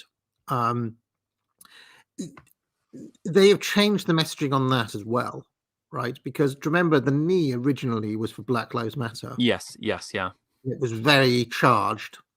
Now it's a much more generic, we're kneeling for global diversity. That's how they and I've noticed the commentators, they kind of don't make that much of a deal of it. It's just like, they just agreed with it, haven't they? They've gone lockstep in with their new orders from their masters. Look, again, I think it's really clever, because what happens is you do an extreme statement and then attach a whole lot of ideas behind it. You then kind of pull back on it, and that's now like global diversity. You say something like relatively innocuous, like, "Oh, I want like people to live long, happy lives," or something like that. But the symbol is still there. So what happens is you keep all of the extremists who agreed with it in the first place, but you then start to win over some of the more moderates, while you then got a platform to defend against people who say, well, like, this is weird. Why are we even doing that in a football game? Because you say, do you hate this kind of relatively innocuous thing? Well, even though it's got this kind of hidden charge symbology behind it at the same time. So I think it's a very powerful tool to take over people's minds. It's also, though, if you were a BLM activist yourself, right, you'd think, hold on, they've stolen that. Now it's not about George Floyd or black people or anything like that anymore.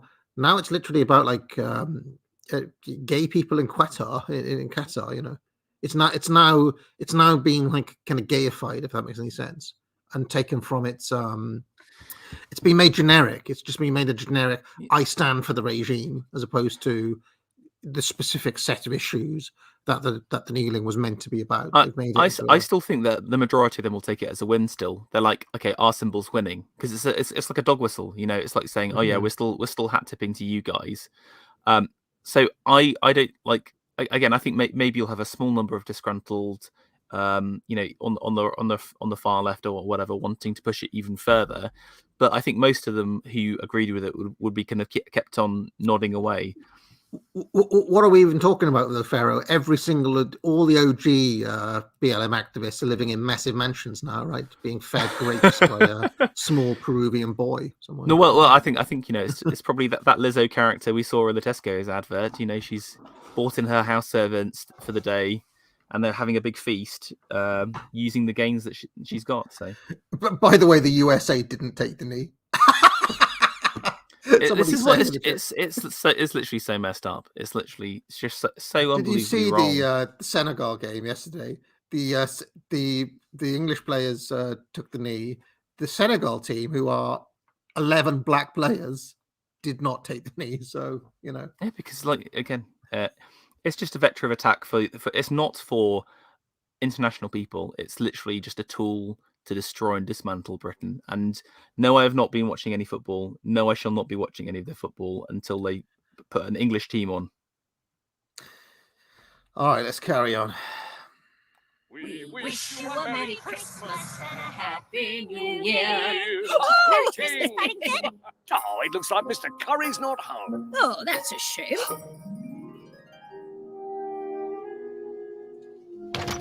Oh? Oh, what? If we were watching this with AAA, she'd be going, I don't like him. I don't like him. She's big on that at the moment. So. Eight? No. Oh, dear. So so can we go back to his face a second? Sorry. What's about his face that you think that she wouldn't like? Is it the Groucho Marx esque big eyebrows or the large moment? Nose? I don't know. No, at the moment, Pharaoh, basically any character who doesn't have a happy smiling face. Right. Okay. So like we were watching Peppa Pig, and if Peppa Pig does like the frown, like the sad face, she go, I don't like Peppa Pig. Straight off. I haven't got to the bottom of why she keeps on doing that yet, but I'm trying to like ask why don't you like Peppa Pig? And it's almost like Tourette's at the moment. It's just kind of like every time she sees her. But I think she's just she's just passing. Oh, she's registering. Oh, this is a sad face, but she's verbalizing it as I don't like this person. A lot of people pointing out the moustache in chat.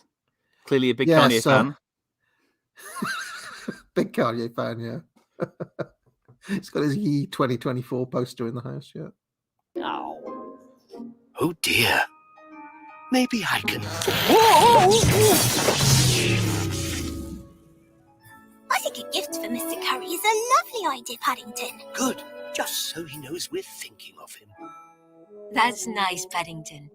Can I just say the world of Paddington Bear, where everybody is a multi-billionaire? Because to live on that street, I mean, come on. But again, in the 50s, this happened. You got to remember back that like post-war, there was this huge abandonment of inner city London. What's that film that you love? It's got David Bowie in and Mick Jagger about the artist or whatever. They're living in Pimlico. They're living in like one of the most exclusive places now in London, which used to be performance. Performance. Film, yeah. So Jagger's basically living in these kind of like abandoned flats, post Second World War, and there was a time like all the boomers got to live in really nice houses because there was a time where you could actually afford them, and now literally, my generation and the generation beneath it, has literally like no chance, Have you ever tried to argue this with a boomer because they're like, oh yeah, but you don't remember 15% interest rates? I was like, yeah, but you bought this house for $6,000. Yeah. Or my dad was going on about how like millennials love experiences or whatever, the classic avocado thing. But it's just like get real. You're telling me that the boomers didn't have a more experiential childhood? Like Woodstock, like the Cultural Revolution, you were literally just like getting high and watching music the whole day long.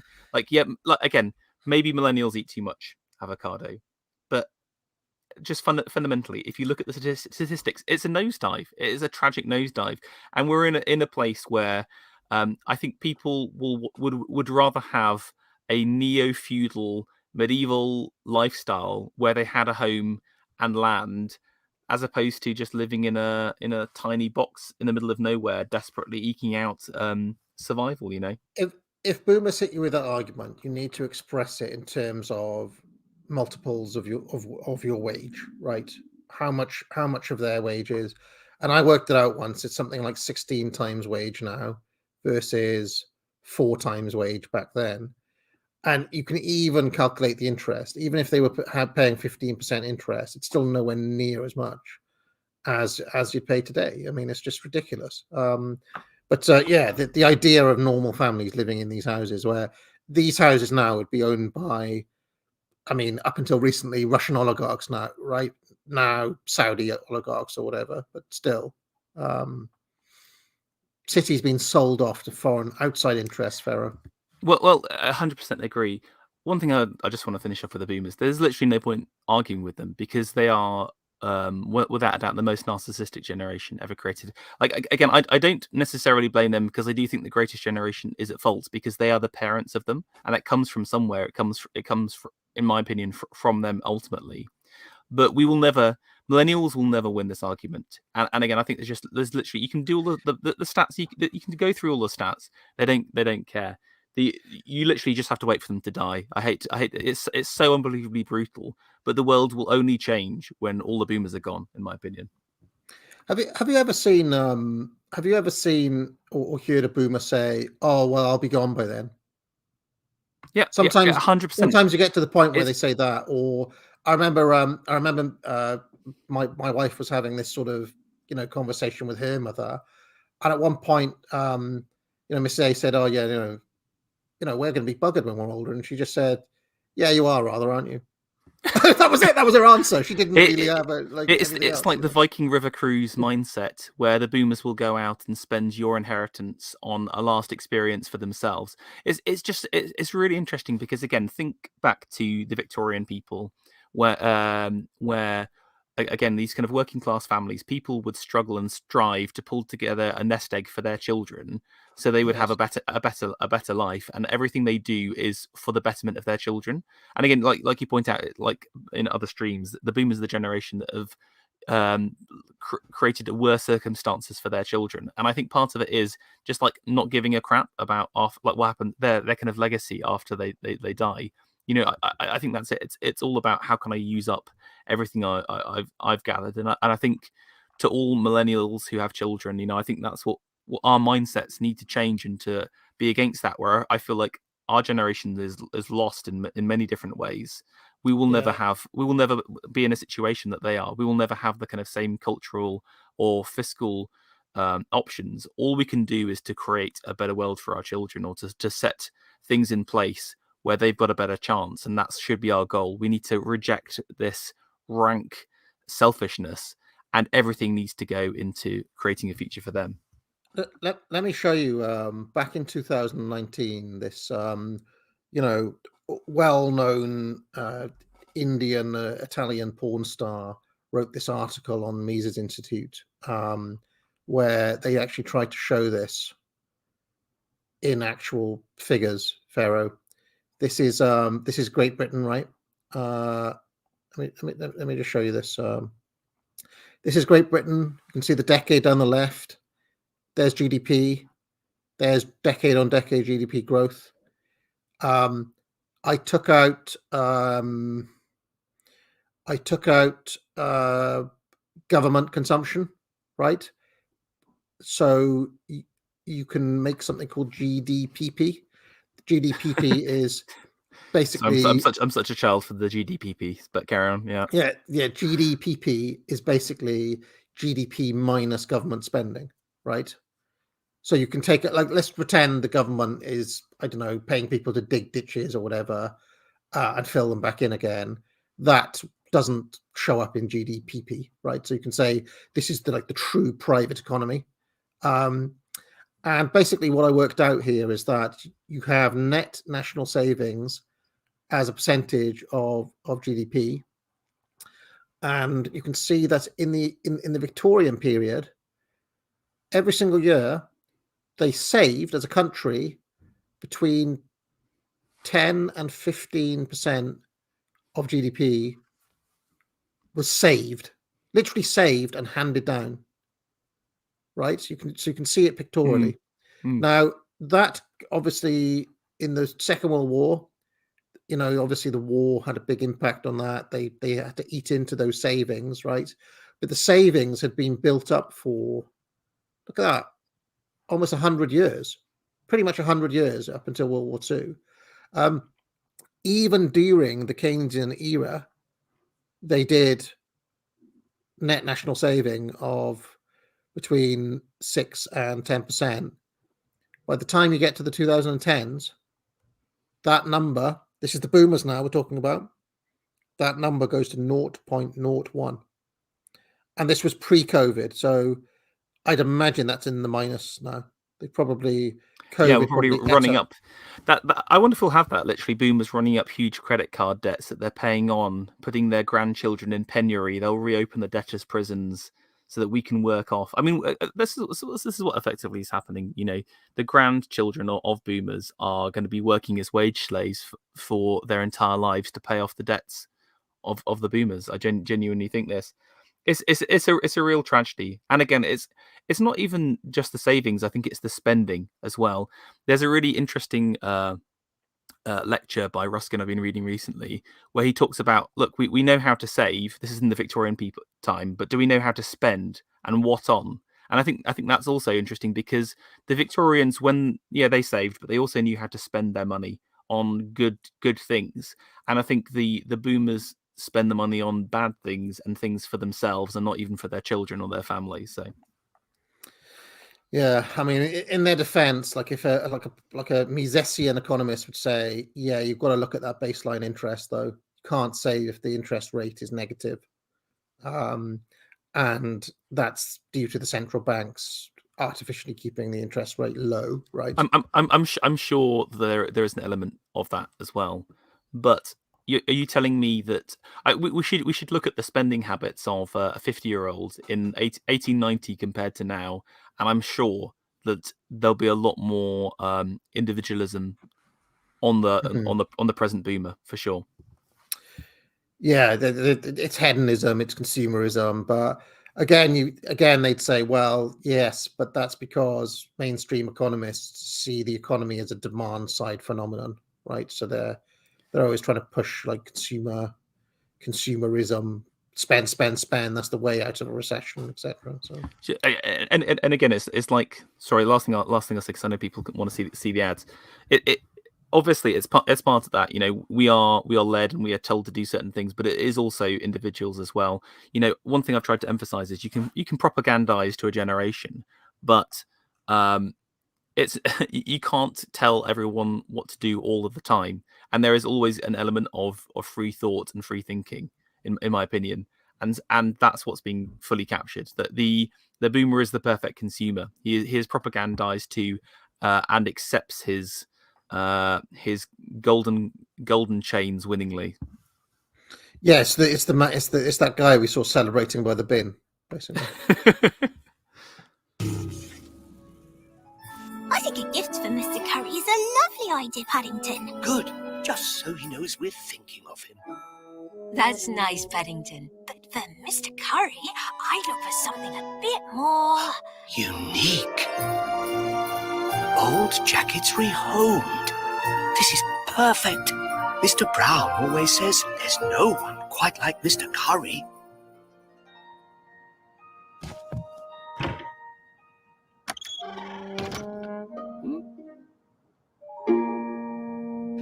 Bear! I'm sorry, Mr. Curry. Just wanted to give you something. Oh. Oh, goodness. This is an unexpected surprise. Merry Christmas, Bear. For gifts they'll always remember. It could only be Barber. Just going back to some of the taglines there, I think it's quite clever by Barber to, like, what they're effectively doing is like having their own kind of vintage store, which I think is already a really smart maneuver, because obviously it's a premium product. You can just like buy up some old stock. You can repurpose old stock and flog it as new. But look at the letter that the bear sends. It's one of a kind. So actually returning what is effectively an old, used hand-me-down to something that's unique and specifically for you. I think it's a little bit further back, maybe 110. Yeah, there we go. There's the letter. This jacket is one of a kind, just like you. So it's a great spin to try and get some interest. But I think it's, again, that this business model just shows the society we're in, where brands can't even manufacture new goods anymore. We're just having to kind of literally recycle old stuff because no one can afford anything. Yes. Nice jacket, though, I'm sure. Are you a Barber wearer? I imagine you're a Barber wearer. Going for your country walks. I'm trying to see what the make of this jacket is. I've got this orange one I'm wearing at the moment. So. No. I forgot that Mrs. AA buys. Trespass is the name of the brand. Right. That's a brand. I don't know if that's a good brand or not. But all right. Sorry. You better watch out. You better Excuse not me? cry. Hiya, can I help you? Better I'm not Buddy the pout. Elf. I'm You must be here about the job. Nice costume. Oh, it's not a costume. I'm an elf. Okay, well, Now this is some big budget from Asda. They've literally got the elf. Well, I have some insiders about this. I know a little bit about like what happened. So do you remember what Asda's ads were last year? It was that kind of random Asian guy who they tried to kind of put at the front. No, so Yeah. that was 2 years ago, and then last year Right. it was the skating on ice. And basically, the previous years have been a flop. So this is their kind of big budget. They spent a lot of money on this, repurposing. This is obviously not Will Ferrell acting for real. This is CGI recut up Oh, of right. his work that they've kind of fitted in. Like you'll see it, like you'll see the lighting's a bit off and stuff like that. To go back to Oh. him walking across here. Yeah. Like look at the.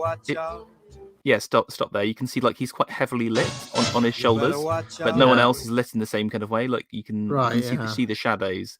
There's more of a yellow glow compared to kind of like the darker side, but it's all CGI basically. Right. And clearly they've got permission to do this from. Well, again, it all has, from what I understand, it all has to be kind of in the character of the person or whatever, So. Like all I think the film company approves everything basically. Yeah, I mean, I would say I would say that Elf is probably a deeply subversive movie. Yeah, I haven't actually looked at it for a while, but again, just going back to this idea of Return to Fresh Prince, this is again a classic 90s film, big budget, but again the move away from that kind of ethnic figurehead that Asda had last time. Do you remember? So interesting. This is kind of like, do you remember the 90s? Do you remember when things was so much nicer than this? Remember fun Christmas, not desolate wasteland Christmas that we're in right now. excuse me? Hiya, can I help you? I'm Buddy the Elf. You must be here about the job. Nice costume. Oh, it's not a costume. I'm an elf. Okay, well, Simran here will show you around. What's this? Checking it twice. Gonna find out who's naughty and nice. What do you want for Christmas? Put in a good word with the big man. How have I lost a giant elf? First we'll make snow angels for 2 hours, and then we'll go ice skating, and then... Honey, please report back to the shop floor.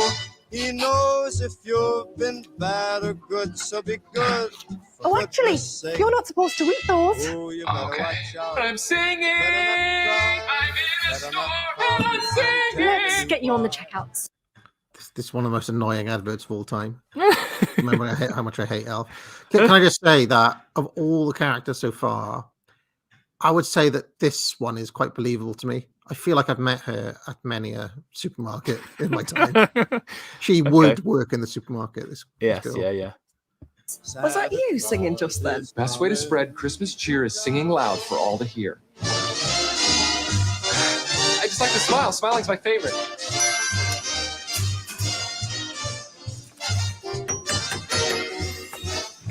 Oh, you better watch out.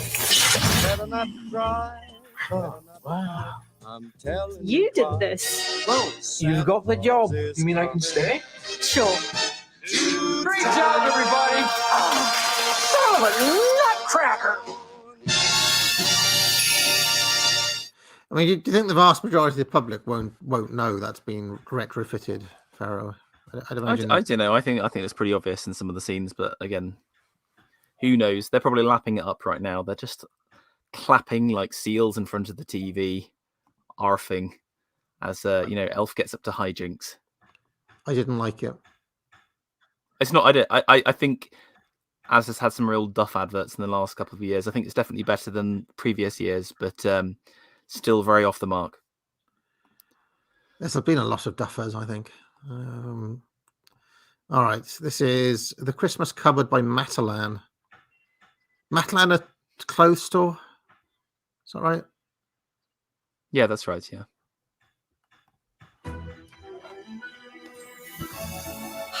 Christmas. Sparkly little number for me, and a little something for her. Check. I'm excited. Remember, gift tags. Fancy plates? Got 'em? Christmas, I'm ready for you. This Christmas, there's more to love at Matalan. I mean, I will just go back to the idea that who has Christmas? Like, let's just say you've got some black friends, okay, which is okay, believable. You still don't have like Christmas Day with them. What is this idea that all these people come around? Is this something people do, or is it something people only do in adverts? Also, I find the whole concept's really weird because her shoe falls out, right? So then she goes into the closet. So you'd expect that she would be looking for presents for herself. But what she creepily does is she like sneaks up into other people's like lives, inhabits their Christmas, and then returns to her own barren home. So again, start out from the very beginning here a second. All right, this will trip. Right. Yeah. This is her room. This is her room. Right. Literally, no Christmas cheer. Can we get that? Can we get the zoom shot? Just do 1 second here. Yeah, there we go. I want to get the picture of her room. There we go. Yeah. So look, there's zero Christmas. She's living by herself. This kind of desolate. She is that single woman in her 40s that you mentioned. She's part of the wave. And look, she's bought some presents, and then all of a sudden, she doesn't have a place in society. She's been let out, and so she's having to vicariously live through other lives. Let's carry on. So she's using her Narnia-esque teleporter to invade other people's Christmases right now because she's just literally has no friends. So this is someone else's house, and it's her friend's house. Pause a second, sorry. Yeah. It's a friend's house. He's got like a husband and kids, and then literally click onto the next scene now.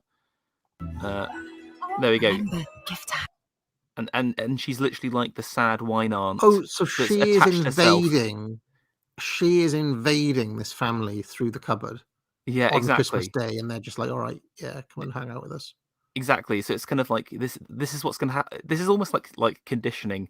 What are all those 40-year-old single women going to be doing at Christmas time? They don't have families of their own. They've literally bought party outfits for themselves. That's what we learned. And again, this is the only family that can have children. These are the only people with kids, and she's literally like attached herself like a disgusting barnacle onto their kind of like normal lives. Dark, so dark. There you go. Get back in the cupboard. Back in her cupboard. Christmas, I'm ready for you. Dark. So again, just pause again. Sorry. And again, she's almost like an enabler. You know what I'm saying? She's the one that's bringing Christmas. She can't have a family or a life of her own. The only way that she can live is by giving this diverse family a wonderful Christmas. She's the joy bringer, and then there's more to love. Her job is done. Job is done. Back to single life now. I can return to my own land, my own Christmas, and my sad existence as I slowly wither away, alone and desolate. Fucking dark. So dark. My gosh. Matalan bringing the Christmas cheer there. Okay, so we've got Sainsbury's now. Sainsbury's. This is a particularly like one that I love to hate this year, so this is going to be good. Okay, nice castle. Is that German? Is that in Germany somewhere? This castle. That's probably. I wonder if it's the. There's the Nazi occult castle with the Sonorad in the middle. I wonder if they accidentally chose that. People often do that. But anyway, there's obviously like a fairy tale inclination here in a far land away, and you can see the dragon in the background. Also, just going back to the last advert, somebody in the chat saying that woman wouldn't be seen dead in Matalan. That is also true. Also true. In a far, far away land, a feast was being planned. Queen Lizzo. Queen Lizzo. Lizzo. Yeah, Queen Lizzo already. The Lizzification was being planned. Frap Thermidor crumpets. Delicious. Cider glazed gammon. Sorry, pause a second. Yeah. This is our future. This is literally like all of the subjects lining up to present Lizzo her feast. You know how like the French court was it the Sun King like broke up his day and then involved different nobles and they had different roles or whatever.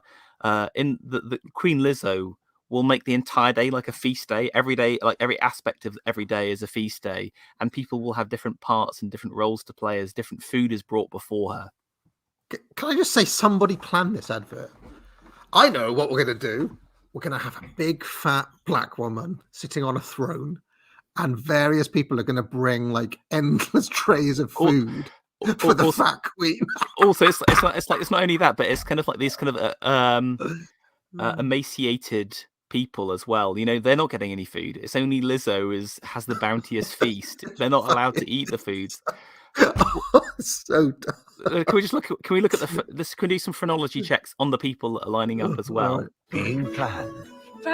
Okay.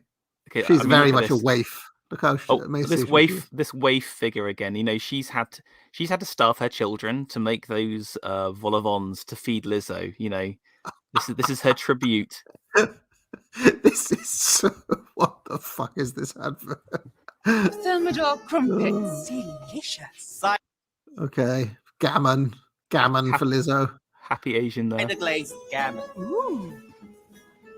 For dessert. Look at there this. we go. Look at this Oliver Twist character here. This is it. It's literally just kind of like more. It's like kind of a reverse. Can I have more, sir? Where he's giving more to the queen there. And again, look at his wide ears, his thin physique.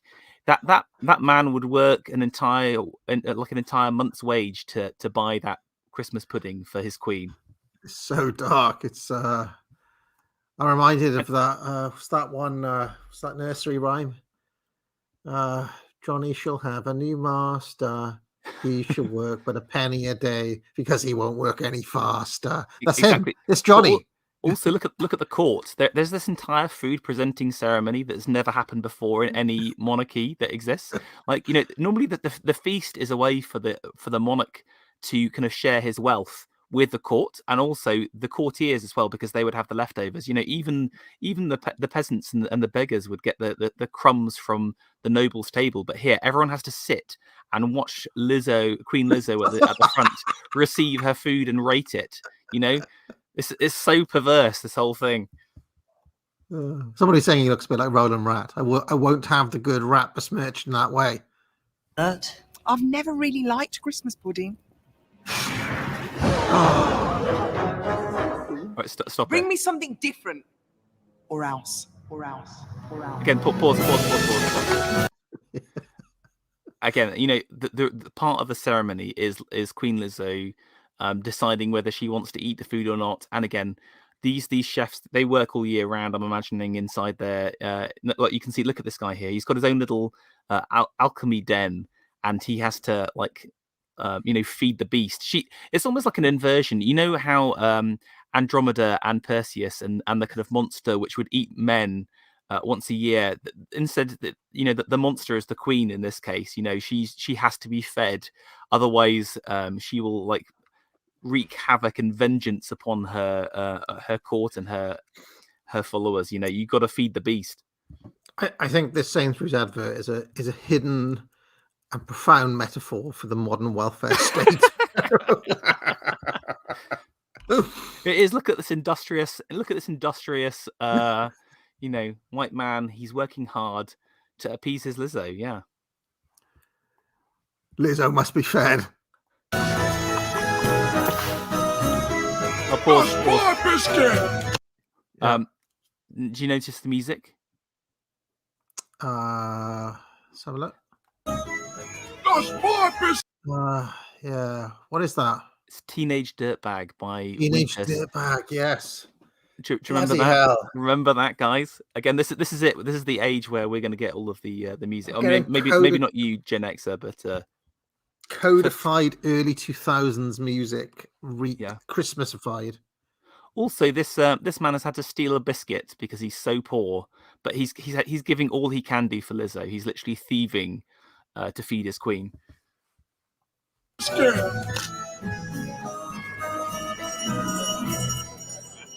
Treaty time.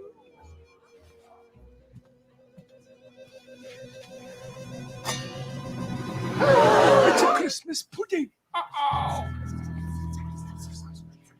Is that caramelised biscuit? Yes, Countess. That's a bit of me. Pause. And that's why The cackle there. Can we get that on loop a second? The cackle, the laugh. The Lizzo is pleased. And that's why you can taste the difference. That's a bit of me. Can someone? That's why you can taste the difference. I want someone to do an hour loop of that cackle there. It was horrific. Also, I love the court. Sorry, go on, you need to say something. I was wondering, do you think this advert will get complaints that the whole premise of it is feeding a fat black woman as much as you can? But look, everybody else has got like kind of a little emaciated portion. But look, there's loads of greens and everything else. You know, everyone else has got this meager diet of vegetables, but only Queen Lizzo is allowed to have the meat. You know, she was presented the whole gammon, and then she was allowed to have the whole Christmas pudding by herself. Also, it's interesting because obviously it's meant to be like a fairy tale court here, but you've got like a mashup of kind of like Georgian characters. There's literally Harlequin from the Commedia dell'arte here, but it's interesting they're referencing that in this kind of setting because there's something of the Harlequin about this entire advert. The Harlequin obviously is the famous gatekeeper of hell and is known as a demon in early versions of the Commedia as well. So again, just from a symbolic perspective, I think it's a dark figure at the right hand of Queen Lizzo. I reckon people need to send this to Bronze Age Pervert on Twitter. Just spam Bronze Age Pervert with this. I want him to break down this advert because you know he has this idea of the GNC. I mean, I've never seen it as kind of nakedly presented as this before. Your job in life, your service, if you want, is to provide food for the fat black woman. also, I've just realised. Look who's in the top right-hand corner here. There's literally the executioner sits in the background waiting. She will literally kill a man if her pudding is not good enough. Just think about that for a second. Think about, like, as a monarch. You've heard of despotism and tyranny. This is the weirdest food-based tyranny that's ever been created. There's something else to say as well. If you take the racial dynamics out of it, Pharaoh, this is something I talk about in one of my books actually, which is the Shakespeare's Moral Compass book. The modern mind can only imagine like feudal relationships as oppression. Yes, exactly. She's a very dictatorial kind of feed me. And that is also its own kind of subversion because it can they can only imagine authority as a kind of straightforward oppressive relationship in this way. It actually misses what this would have been from that point of view. Although I will say that the main character, he does have a very good sense of service, you could say. But the Queen does not have a good sense of authority. I would say. Again, this is kind of like Loki based in several ways. You know what I'm saying? Because it's kind of like this is society right here. You know, it is the industrious. This guy is an inventor. He has got that Germanic heroic spirit right there. You know, his pudding was rejected by the Queen, and so he is literally having to go back to him stealing the biscuit again. I think this is again deeply symbolic. He is venturing to the land of the giants to get this biscuit. Where's the biscuit? It's got to be about 20, try 25. 25. Yeah. Yeah, he goes to get the biscuit. Here you go. Here, look. That's clearly not a human. This is a giant. He has gone on the what we've missed is he has gone on the hero's adventure to create a strong libation for his monarch. You know, this guy has been through everything. He is a pioneer. He is an explorer. He is a true man. But he works for a despot. And again, this is it. This is society. This is young men going through heroic journeys to feed a black Lizzo on her throne. This is the story of Western civilization leading inevitably to KFC. You know what I'm saying, though? This is like the story of European history, and this is where it's ended up. Like literally, he's feeding her. Literally, he's feeding her under pain of death. Yeah, So, literally. yeah. Like there's a Swiss guards behind her. You know, that it's just so like so dark. The whole thing. The entirety of your history has come to this moment where everybody is arrayed to feed the fat Lizzo. But again, it's just like this cultural moment as well. They're all, look at them. The guy to the right of her, you know, obviously he's like the chancellor or whatever. His job is just to feed her. Look at his cheeks, his thin cheeks. He longs for that pudding, but he just fears her so much because she knows that, you know, if he doesn't get the correct food, he will be executed. He will be replaced. He's just the fear in his eyes. Again, the Harlequin. Again, this dark figure. The whole thing is a comedia. We're being told by the the writer of this. I think this is actually Loki based. I'm going to say. I'm going to out and out say that this was. That there are so many layers of subtext to this that this is actually a good advert. Somebody in the chat said Julius Evola directed this advert. It is. It's kind of right. It's interesting as well. She doesn't wear a crown. She wears like this Grecian wreath as well. You know, this stolen valor. The wreath of gold is taken for those of outstanding artistic or athletic figures. You know, it's presented at certain games like the Pythian Games, etc. But she's been given it. She's obviously taken it. She is not an athlete. She is not a creator. She is not contributing to society. She's just consuming society.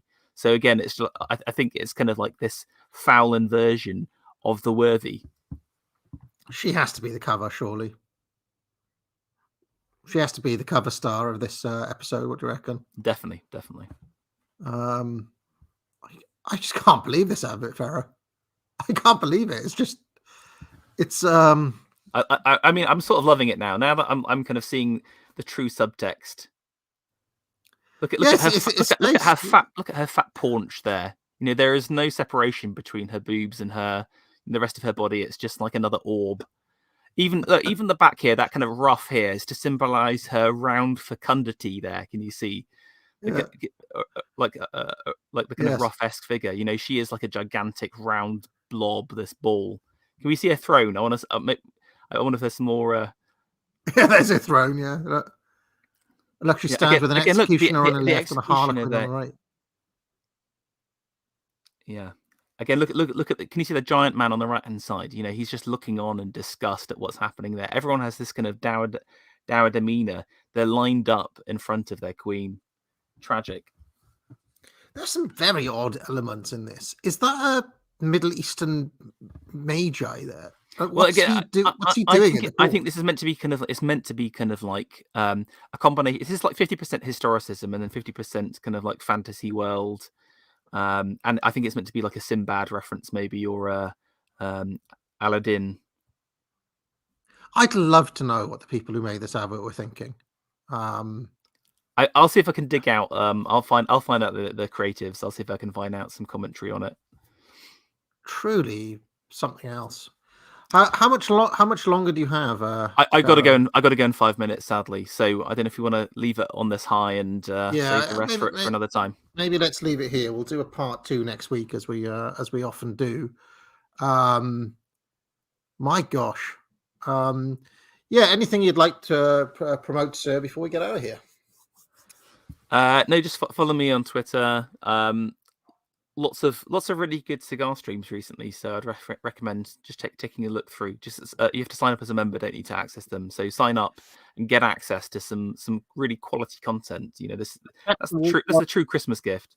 I've kept the ones up from BAP onwards. I think are all still live. So catch the one. Okay, yes. The BAP one is excellent. Yeah, we need to find out. I want to hear BAP's view on this advert and his. Well, I've just sent him a message on Twitter saying please watch GNC. So see if he comes back to me. But all right, thank you very much, Pharaoh. Please join the channel. subscribe to my Substack, pick up a course. But most importantly of all, ladies and gentlemen, get out. If I can never find it. Where is it? What goes on in this town is none of your business. As long as I'm living here, it is. Then maybe you shouldn't be living here! Well, that's easily fixed.